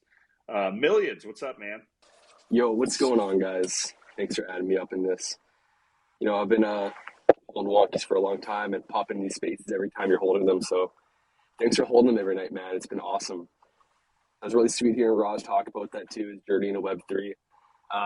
Personally, none of my friends, I don't know anyone in real life that actually owns NFTs. So on this Wonky Stonk, I remember purchasing this for the time. It was like $1,500 or whatever. I was telling all my friends I bought this. It was right at the peak in October. Everyone's like, what the fuck are you talking about? I saw my picture of the stonk and they're just like, what is that? And now I'm showing my friends feet pics. And now they're really jealous. But thanks for holding these, man. And thanks for everyone talking about this. It's such a cool way. And talking about talking into the void, I have like 85 followers or something. So I just go to the gym, I just come back from the gym, and I just tweet. I do something like that. And I absolutely love it, man. I deleted my Instagram like 10 days ago, and Twitter is just way more fun. I'm definitely a lot angrier, but I'm less depressed. And I think that's a better thing to be because, things are a lot better. But yeah, I'm just happy to be here, man. This is great. And thanks for everyone contributing all this wisdom in the space, and good vibes. I love to hear it, man. I mean, dude, that's hilarious. I remember so clearly. It was the funniest thing. where after we released the stonks, I was at some bar with with a buddy, and he had one of his friends there that I met for the first time, and he was on the phone texting his buddy about something, and his buddy literally was texting him. I look over at his phone and I see pictures of the Wonky Stonks, and I'm like, "Wait, what is Dude, that?" I'm like, I remember you telling this "What?" way back when in the Yeah, cold ass space. yeah, and I look over and I'm like, "What is that?" I'm like, "Did my buddy's name was Kyle?" I was like, "Did Kyle tell you that like I founded that?" And he's like, "What do you mean you founded that?" And I was like, "Oh wait, shoot!" And this was his buddy that lived off, in some random state. I think it was like Utah or something. And his buddy in Utah had randomly minted the Wonky Stonks and was flexing them to him. It was just such a small world thing, but it was right after the mint. That is That's so amazing. I funny. almost wish you would have just like looked at him and been like, "What the hell is that? This is fucking stupid, man." Like, Well, no, I like, mean, he didn't. No, no, no. He basically had that reaction. He was like, "Oh, I don't even really know what it is. My buddy just bought all these things, and he's like super hyped about it." But Raj, you got your hand up. What's up, man? Yeah, I just want to respond to Millions real quick. First, thank you for tweeting and thanking me about sharing my Web3 journey. That just made my day. But yeah, I just wanted to let you know, like, dude, a lot of my friends think NFTs are stupid. They think I don't have a real job, stuff like that. But you know, not everyone is going to understand what you're doing right now, right? And it's only cool to do something once it's already a trend. And I like to say we're very, very early because we are very, very early. And I guarantee you, all of your friends that don't own NFTs or think NFTs are stupid, once this becomes a worldwide thing, they're all going to be buying NFTs and they won't even realize it. So my advice is don't listen to them, right? If you know what you're doing and if you have your own community of people on Twitter that you have mutuals with, stuff like that, that you're having fun on Twitter and you're interacting with everybody and building your personal brand and buying NFTs, being a DJ. Do you, bro? At the end of the day, it's your bags. It's your hobby. Whatever you want to do with it is it's your hobby, right? So yeah, don't let the people that are doubting you or saying that you're wasting your time get to you, because I've had so many people like that in my life, and some of them stuck around, some of them didn't, and at the end of the day, that's just how life goes. yeah, I can definitely also attest to this. Being a developer for over 10 years, being in this space for like we're getting close to 10, it's something that takes a lot of time. Okay, and when people say we're early, man, like I just without showing you like a chart or like a map over the years, like Kaleo, like what he was just talking about like reminiscing on like the good old days, like the things like these the amount of technology, the amount of growth that we've seen in even just the short period is insane. Bitcoin took like 40 years before it was like able to be something that was able to scale on its own, right? I actually have a really good chart of like the 40 years of Bitcoin that like I'll post up on the stack. But the point is that like, yes, you're right where you need to be. And the more you get good at this now, like Gary Vee has a very good like analogy of this, which is that like YouTube, like what are they called? YouTube like influencers, or I guess like YouTube brand advisors or whatever, like that job did not exist 10 years ago. No one knew what that was. Now people are raking in 30K a month being a YouTube advisor. Like, guys, I mean, A YouTube advisor? dude, yeah, like I mean, if you can manage for business accounts and you can manage like 5 accounts, charge them each 10, 12, 15K a month, yeah, dude, like these are real numbers that people Can are you doing. can you describe that? Is it like marketing? Do you do like do you make the website? Do you manage social media? What do you do? Give me the specifics. That sounds cool. Oh, for like a YouTube advisor? Yeah, I've never heard of that. You're Yeah. So like you have YouTube, like people who build brands on YouTube, right? And then you have people who work with the like the design team, the brand team, the marketing team, and they like campaign like that. Coordinating a marketing campaign for a large brand is months and like months of work, right? Like you're looking out like a quarter. You're looking at like next quarter. Like they're already planning like October Halloween shit like right now. You know what I mean? So when you can kind of like sit yourself into a niche of like, I know everything about this particular industry, or I know everything about the TikTok algorithm, or I know everything about the YouTube algorithm, I can then position myself as an expert to businesses that are willing to pay me for that advice, right? And so then you work with their brand teams to help them coordinate those efforts. That's like one example of doing that, right? But even just like a YouTube influencer, like the analogy still kind of sits, right? Of like, we all know like what an influencer is now. They just basically like create brand awareness and have a following that is like a niche group of people, right?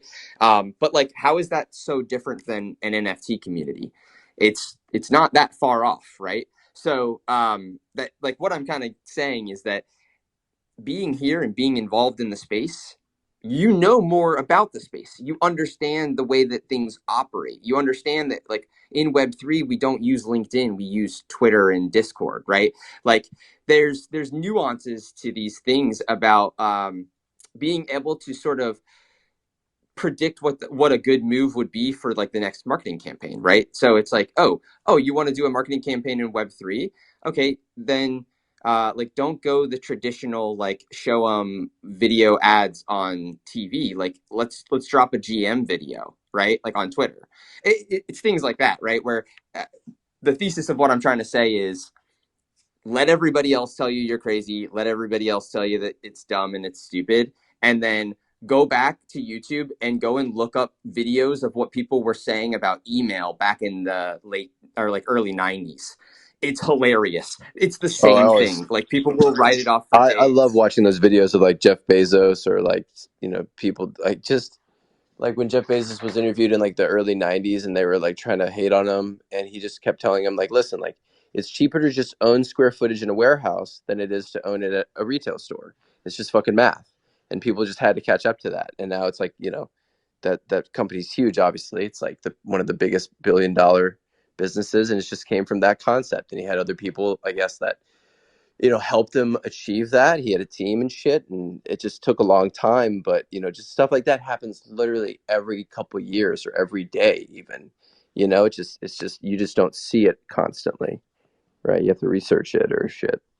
Well, I think that what happens is we hear the narrative, right? And we're like, oh yeah, okay, like future digital gold or something, or like, oh yeah, DeFi is going to change traditional finance, and then we just kind of forget about it, right? And it's like the hype cycle's over, but then the people who actually got the spark of the idea went to work, and that's why we say bear markets are for building, right? Is we got ideas back, a couple of years ago, and we were like, yeah, that could be really big, and then everybody forgets about it, and then it comes out and it seems like it's brand new again, but really it's just been a sleeper cell and people have been working on it the whole time. And this is really kind of the way that like the world operates. Like think about it, like Nike's already coming up with like the next big brand, like the next big shoe, or the next like way to innovate sports, right? So that's kind of like what I was saying is just be that for this space and just grow your expertise by being a part of it every day. But D Huts, don't you think that LinkedIn is the big sleeper thing that people are kind of ignoring right now? Because so many brands are on LinkedIn, and if you're talking about anything to do with Web3 or NFTs or whatever, all the brands are already there. And not a lot of people are making posts or engagement. And actually, a couple of my friends have told me, NFT people, that they're getting a lot of work from LinkedIn. Just saying, I'm done talking. No, I mean, I think business to business, there's some opportunity there. But we were talking about LinkedIn as the like trying to find a Web3 job. I know several people that have like submitted 200 plus resumes on Web3 or like for Web3 focused jobs on LinkedIn. But like then they go on Twitter or they get into a Discord and they've got a job within a week. So it's really kind of like, what's the purpose? Right place, right time. Millens. Yo. Yeah, I want to change the topic here because it's going pretty good. But question for Kaleo. Kaleo. We had a discussion the other night of how to pronounce it. About you telling these stories last night about how you had like some crazy experiences. You're the number one perpetrator on FTX or something like that, and just you're telling these stories about you having this basically like the god ego after getting so high from all these rises.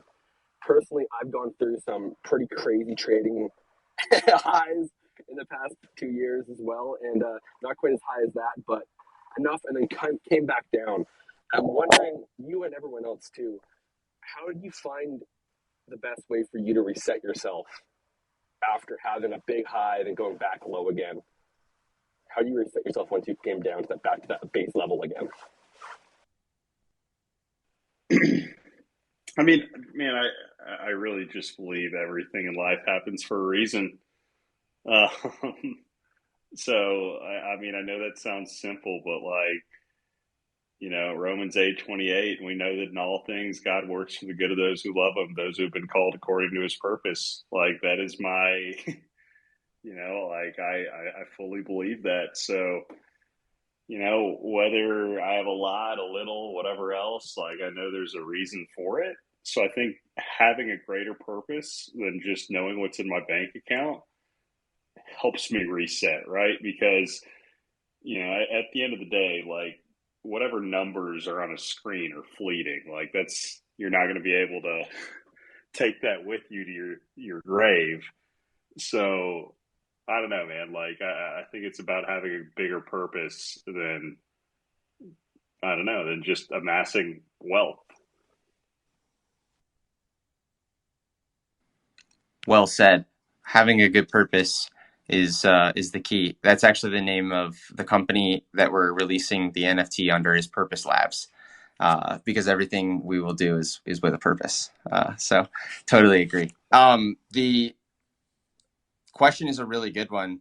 I got to jump off, but I do just want to address it really quickly.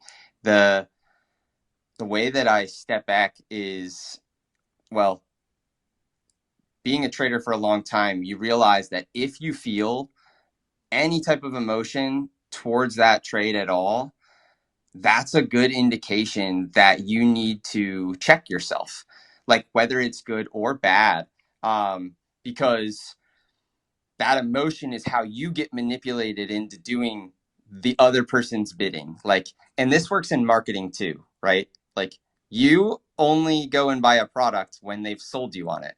And so their goal is to get you to emotionally respond to whatever it is. I need that thing, right?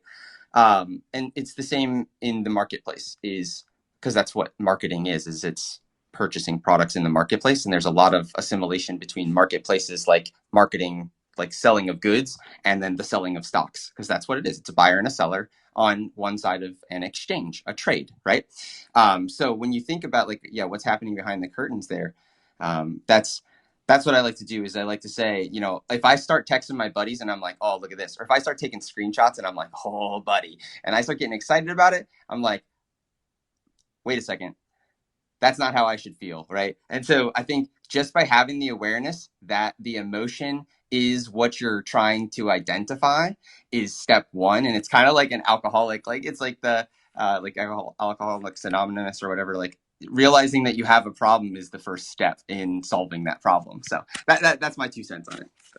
Awesome, thanks, man. Yeah, that was perfect, and both what you said, that really, yeah, that was great. The vibes keep vibing and they keep getting higher. So thanks, guys.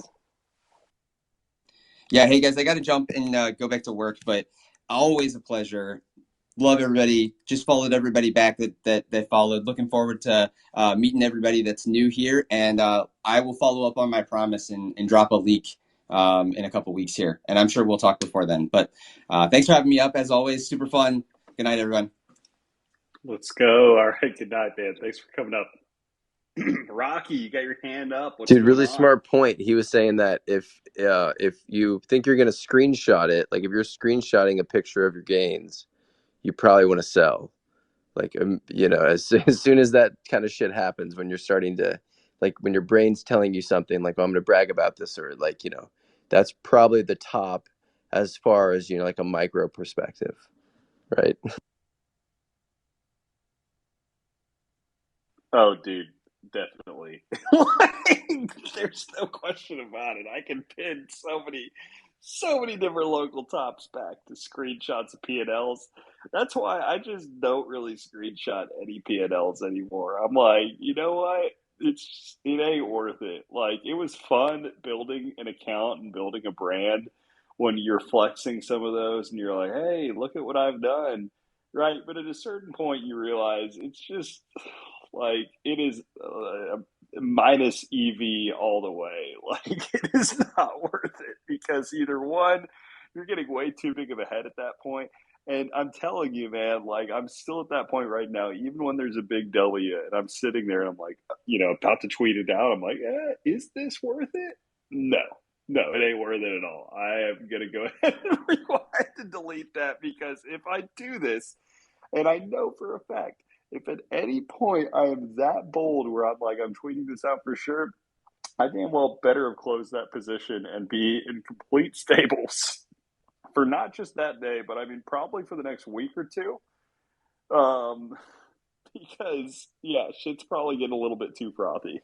What do you think about? I feel like a lot of traders, a lot of people that I've known who've had great successes and also downfalls, is they don't trade in the right time frame.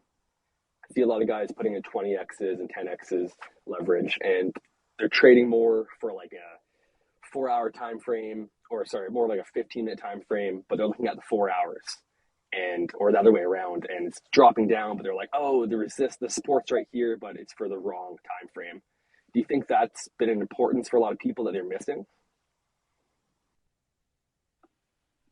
Yeah, man, I feel like too many people focus on the 5 minute chart instead of zooming out. Like it's again, the average person will perform way better without over trading and with just buying high conviction bags and holding on to them. So I think general momentum plays over a longer period of time are usually again whatever you're doing to cut down on the number of trades that you're making, you're probably going to improve your win rate one way or the other. Like, and best way to do that is to zoom out in whatever direction, whatever type of trading strategy that you're approaching. Awesome, thanks guys. I'm gonna I, step back from speaker and listen. I'm working a good 14-hour shift tonight, so I'm just gonna keep on the listening train here. Thanks everyone. Hey, I get it, man. Thanks for coming up. Definitely enjoyed having you up here. I just want to say that your Bits Lato room today, or whatever it was totally hilarious. And Uh, and you know what it reminded me of? It gave me so much faith in terms of performance drama, because the only other people that did that really well was Goblin Town. Because when Goblin Town came out, did you ever hear what they used to do? yes, it was Yep. ridiculous. All that kind of sound stuff, and Yeah, bro, you sound like you were one of the goblins in the spaces. there you go. And they'll do that. But then what you did, or what the community who came, and it was just absolutely magnificent. It was so good. Yeah, I'm done talking. Okay, Bogfather, are you getting some ideas now for what you got to do for the feet? Bogfather's probably asleep at the screen again, if I had to guess. Like last night, I don't know if anybody was on here. It was hilarious because Bog freaking somebody was in the middle of a sharing something, and they were like midway through their thought. And I thought they'd piss Bog off with something they said, and I couldn't figure out what it was. So I unmuted, and I was like, "Oh, sorry, everybody. Like not sure what happened there, but in my in the back of my head, I'm thinking, okay, Bog is like." something triggered him here. And he just, you hear the groggy voice. He's like, oh, yeah, sorry, guys, but the kind of fell asleep on the screen, and I think my nose pressed the mute button, but yeah, you can go back to the space now. It's just like, okay. But yeah, I think part of it is when you're having fun and you're doing stuff like that. I mean, there's value in memes, and I think that I'm going to do a space that may be what I'm title my afternoon space tomorrow is the value of memes or the power of memes, something like that.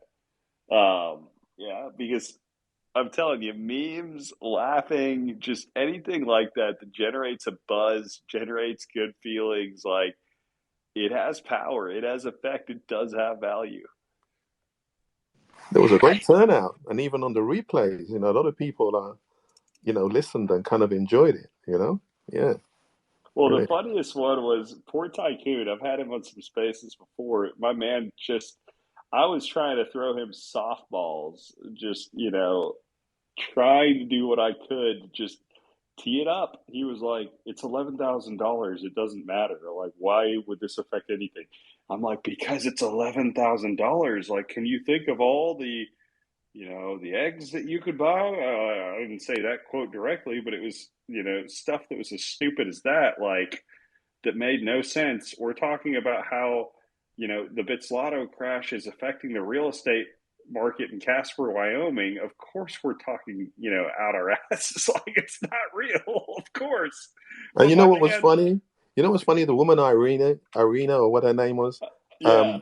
she was going on about the French people and this about French people and that about French people. And then you went, yeah, but the thing is, how does it affect French fries? The price of French fries. What are we going to do now? The price of French fries. It was so funny. It's so great. Yeah. And then somebody came in and they commented on this space. They're like, Americans might finally actually start getting in decent shape. Like, Bits Lotto might have solved the obesity problem in America. Yeah, man. I mean, it was a fun space. I enjoy doing some stuff like that because, especially whenever there's just fun that's going around, I think there's also value in being able to come in and, have a space where it's just kind of like, hanging out, nothing too serious, and just relieve the tension across the timeline a little bit. Okay, we got a new Dude, person up on stage. Well, actually, let's go to B-Ways first. no, I just wanted to say that was probably the funniest space I've listened to in the last 6 months. That was so awesome, and everyone should check it out. I might pin it here because there was such good vibes. Yeah, I don't know. I'll pin it here because it was the best thing ever. Hey, you even came, like, everything's blurring together in my head. B-Ways, you were up there for a minute, right? No, I wasn't, but I was working. I had some meetings, but I wish I was because I would have played it hard. I know DOG was. Shout out to DOG for coming up and being a champion and kicking that off with me. Dude, that was like right as I woke up. That was awesome. Yeah, it was hilarious. Yeah, Rooster, is that all you're going to chime in, right? Like, you are literally riding my coattails to that number 33 spot right now with the amount of moderating you've done as co-host tonight. I'm He playing is Rocket quick. League, but yeah, no, I'm good to hop in whenever. But like, everyone was vibing, telling their stories and stuff. So I was just letting that ride and chime in whenever I could. Dude, you've been useless, man. You've been totally useless. I've been texting you on the side, trying to move on some conversations. You've done absolutely zero. So Here you I deserve am 34. trying to train little Rooster and get him to grow his own wings, sprout them, and fly. All right. And you're stuck in your cocoon. I'm just giving you the push and challenge necessary to be the beautiful butterfly that you can be. Yeah, see, my mistake was trying to multitask.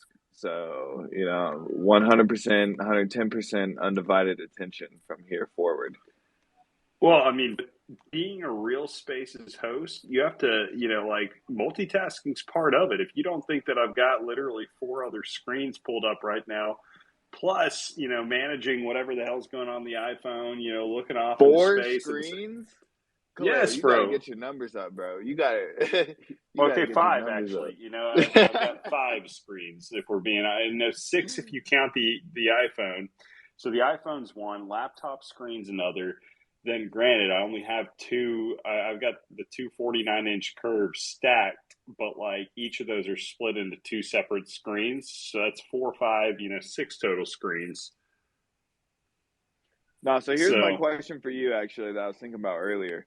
As the NFT space continues to grow, right?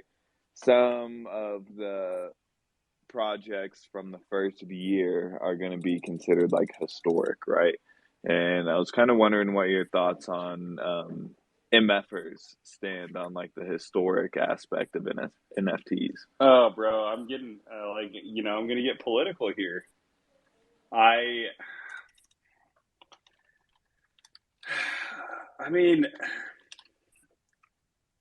it's tough because I want to sit here and I want to like speak well about them. I've got nothing. I like the MFers art personally. I really do.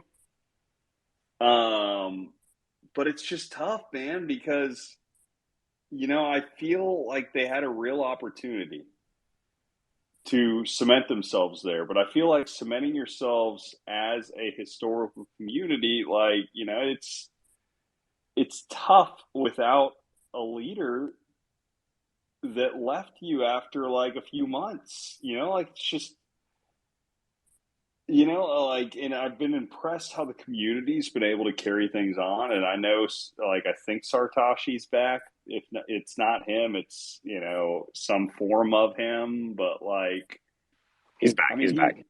okay, so he is back then, but he left for such a long period of time that it just, not to say that they can't catch up, not to say that they can't make a comeback, but that's a lot of opportunity cost that you set to the side with that, right?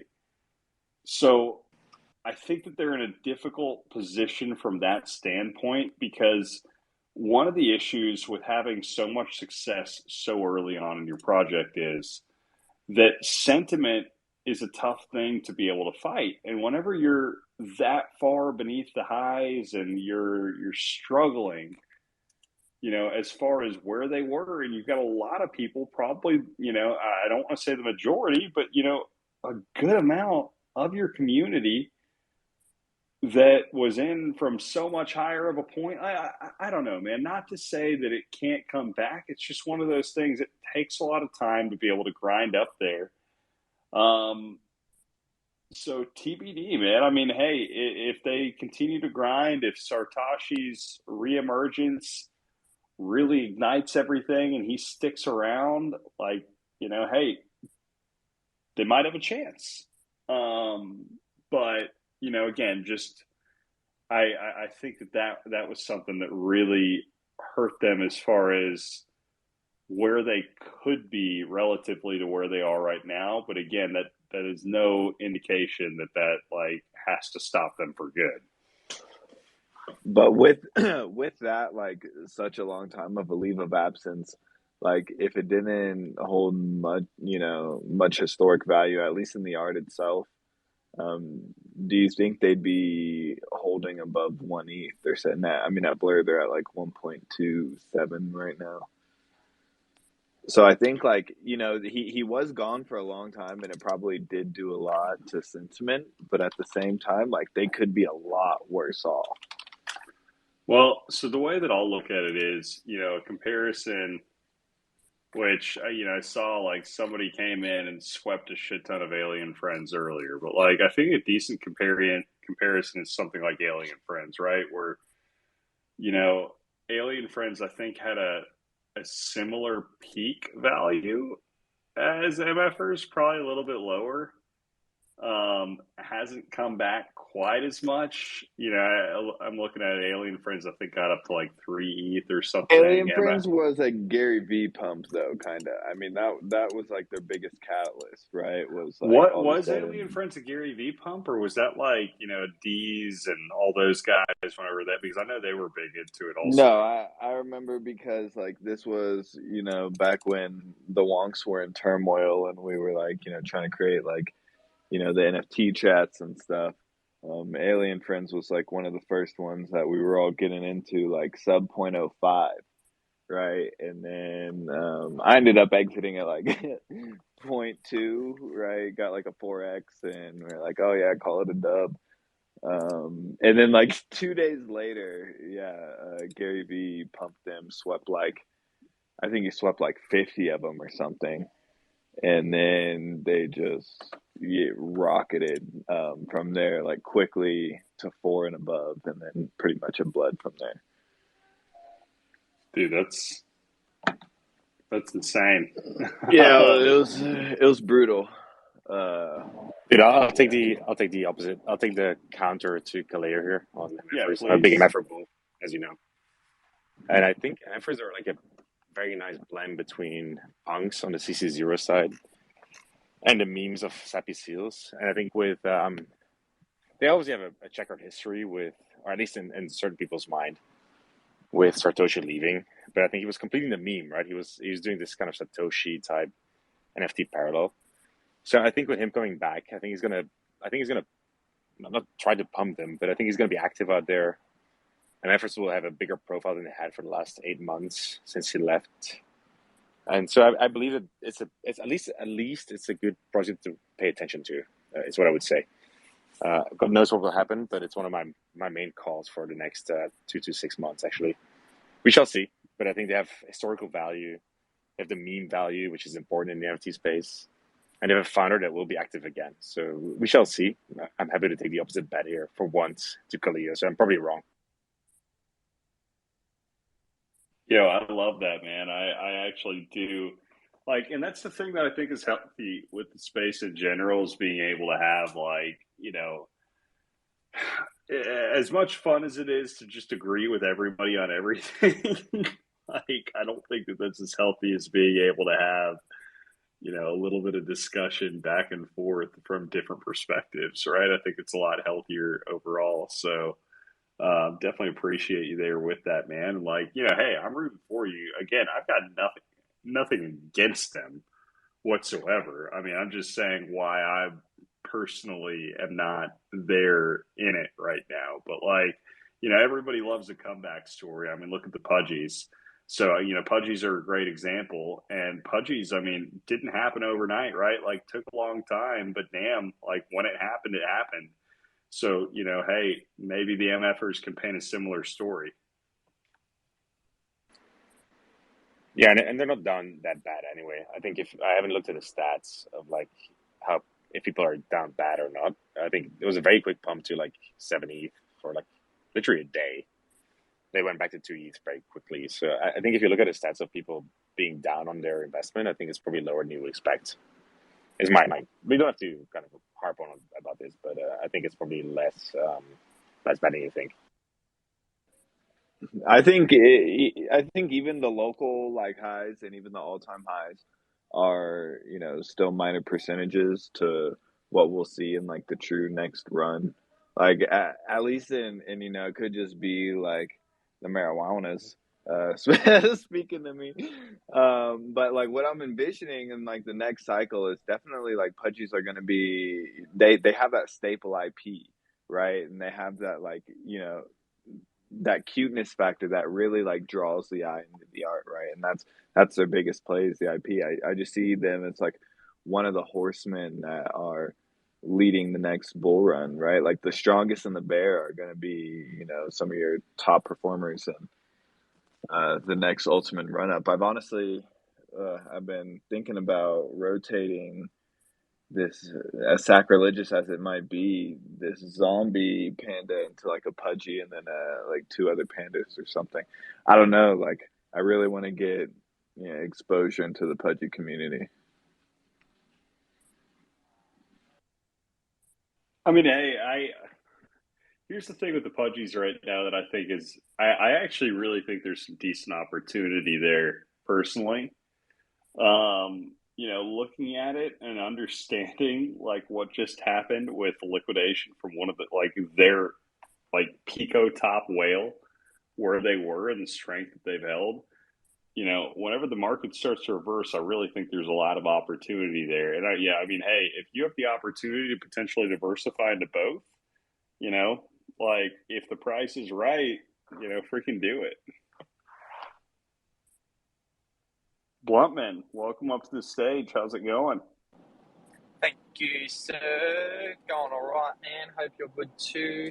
Hello, all the speakers and everyone in the room. I just think B-Ways. Is it B-Ways? B-Wise? Said it before about the Pudgies and, who would be in profit or not. It made me think of a service like a Glassnode or a Sentiment for, BTC or ETH to see, over whatever time frame, who would be in profit. And Kelly, you might be able to answer this one for me, given you are the fucking man.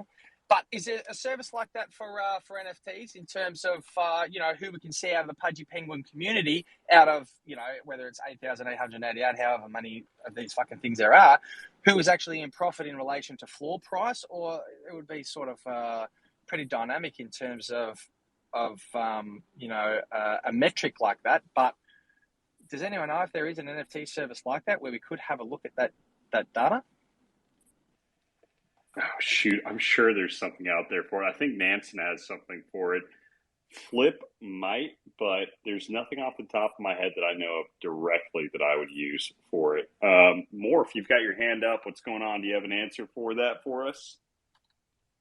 No, I was just trying to test my internet. I'm so sorry. I should have speaking. No, you're fine. You're fine. No big deal. What's going on? Were you just trying to test your Nothing. internet to come on stage? Yeah. That's it? Well, I mean, you got to say something while you're up here. No, it's just asking you how's trading going. I remember we talked once. I think we have. I think we have before. Maybe it's been a bit. I mean, it's going well. Going well. Just, slow, steady. Market's grinding higher, and we're bullish. So it's what you love I don't to think see. so. I don't think so. Feels like the dollar's bottom here. Okay, so you think Dixie has bottomed, that everything's going to rip back up, and I mean, when I say everything, the dollar strength index rips higher, and all the other assets dip lower. Well, at least I hope we're not going to test that low, I guess. Maybe. Trading in range, super, super frustrating. I feel you. I mean, hey, I still wouldn't be surprised for another dip back beneath 20 quickly, but I don't know. I'm like you've probably seen my posts. I'm a little bit more bullish. I still think that I think there's a decent chance that the market swings up. First off, I'm looking at S&P 500 to 4,300. I think there's a decent chance that been looking for that since October, really October/December. That entire time frame, I've been tracking that, so I'm like slowly but surely playing out toward it. And along with that, with strength in equities, I think and that's what I think today was with equities too. Like you look at it, like it pulled back right at 4K, right? Like just a nice even round number. I think it's just a little bit of chop before it ends up sending through. BTC, I really think BTC has a decent chance of filling all the way up. Riding the wave of strength in the broader markets, filling the gap all the way up to where, the pre-Luna liquidation levels. So back in that 40K range. So I don't know. We'll see.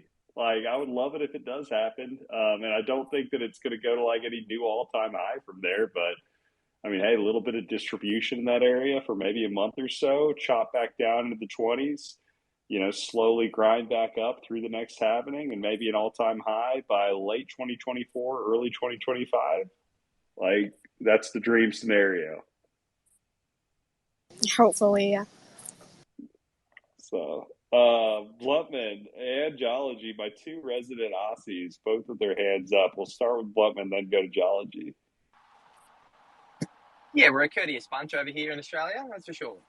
Hey, next run when we do get there, what's everyone's pick on who will lead the charge out of BTC or ETH? I hope I'm not asking a cardinal sin question here, but everyone's got their own opinions. Obviously, Bitcoin is the fucking king, but ETH is really approaching that ultrasound money in terms of that deflationary and burning aspect. So, just curious on people's opinions, especially yours, Kelly, on where that would, what do we think? BTC or ETH will lead the charge?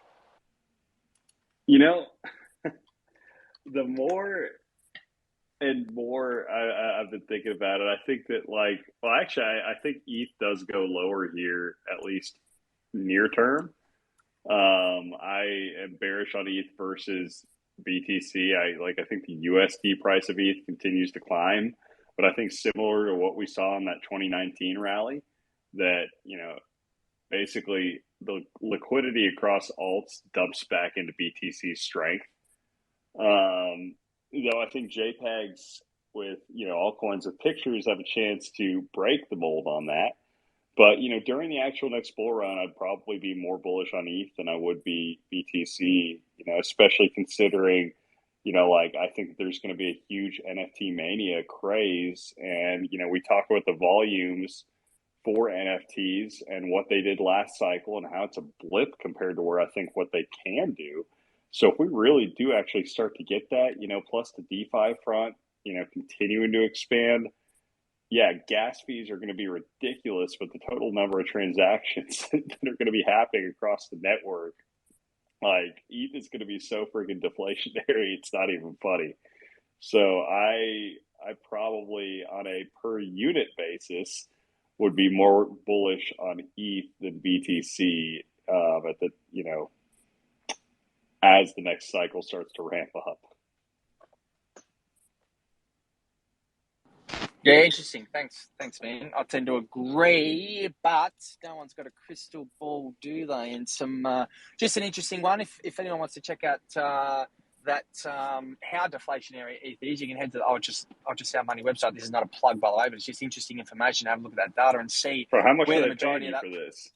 No, nothing. It's just it's interesting stats, man. It's I mean, okay. it's You good can to tell us. yeah, it's good to have a look at a million per shill. No, but no, it's just cool to have a look at and see who is burning the most amount of ETH and and where that's coming from, and to have a look at the small blips in the radar of certain MITs, for example, like other deeds or something continuous like an OpenSea. So yeah, it's a cool metric to see where that's coming from. But interesting analysis there, Sir Calio.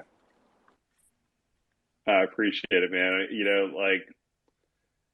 I'm just glad it was semi-coherent, hopefully. I mean, again, as it's starting to go into this time of the evening, I don't even need any substances to get there. Like, my voice slows down, my thoughts slow down with it, and I just kind of ride the wave of whatever the hell is happening in the conversation. So that's what Australians are like all the time, man. So you're on our vibe. Well, bro, no, I love it. Like, you've got the perfect balance of energy that I need right now. So, thank you for bringing the energy to the table, to the stage. I know we all need it. I think what you wanted to see is like the detachment between some altcoins that are having like a useful chain or whatever. Many people use that chain, such as ETH or other altcoins. We want to see that detachment between the market when we going through like a bear rally or bull rally, something like that. It will be good to see that. Let's say if Bitcoin fall 15%, ETH could only fall like 10 or 8%. That will be like a better ideology for that reason. I don't know. I don't know if that makes sense. I mean, honestly, like I said, my brain's not working well, so I did not follow that, but I tried. And I'm sure that it did make sense. And I blame this on my lack of brain cells properly functioning at the moment that I do on your explanation. So I truly apologize that I do not have anything more riveting to reply back with, but I prefer honesty over bullshit. So, like, that's all I got. With that, I'm probably realizing that it might be about time to wrap up the space. But I do want to give one last shout out to Lumber because Lumber just freaking went in and secured a whipsaw for zero point 0.5 ETH. So shout out Lumber. What a way to end it. I like, it's always more fun ending it on something like that anyway. That's a solid note to go out on. Shout out to the legend himself. And, appreciate all y'all coming up. We'll keep this rolling tomorrow. Hey, Again, what's going on? before we go, I just thought of one of the perfect things that would be great for the Stonks is if we get a Hard Rock Nick cameo. That Blunt Man, his speech pattern made me think that he should start doing cameo, and then I was like, who does cameo? Hard Rock Nick. We should get one for the Stonks. So Hard Rock Nick cameo. I'm pretty sure that's what Tubby Cats spent all of their, like literally all of their raise on were Hard Rock Nick cameos. Don't fade the eyebrows, man. Yo, you think I'm joking? No, like I legitimately, I remember Ratwell like after the Tubby Cats bit buying like 50 different Hard Rock Nick cameos. I'm like, damn, like good for Ratwell. I guess he's just rolling in it. And next thing you know, but Hard Rock Nick, I'll put it on the list of things to do. And with that, Wonky Stonks are inevitable. Good night. Good night, everyone. Good night, legends. Good night. Good night. Night, Hey y'all. guys.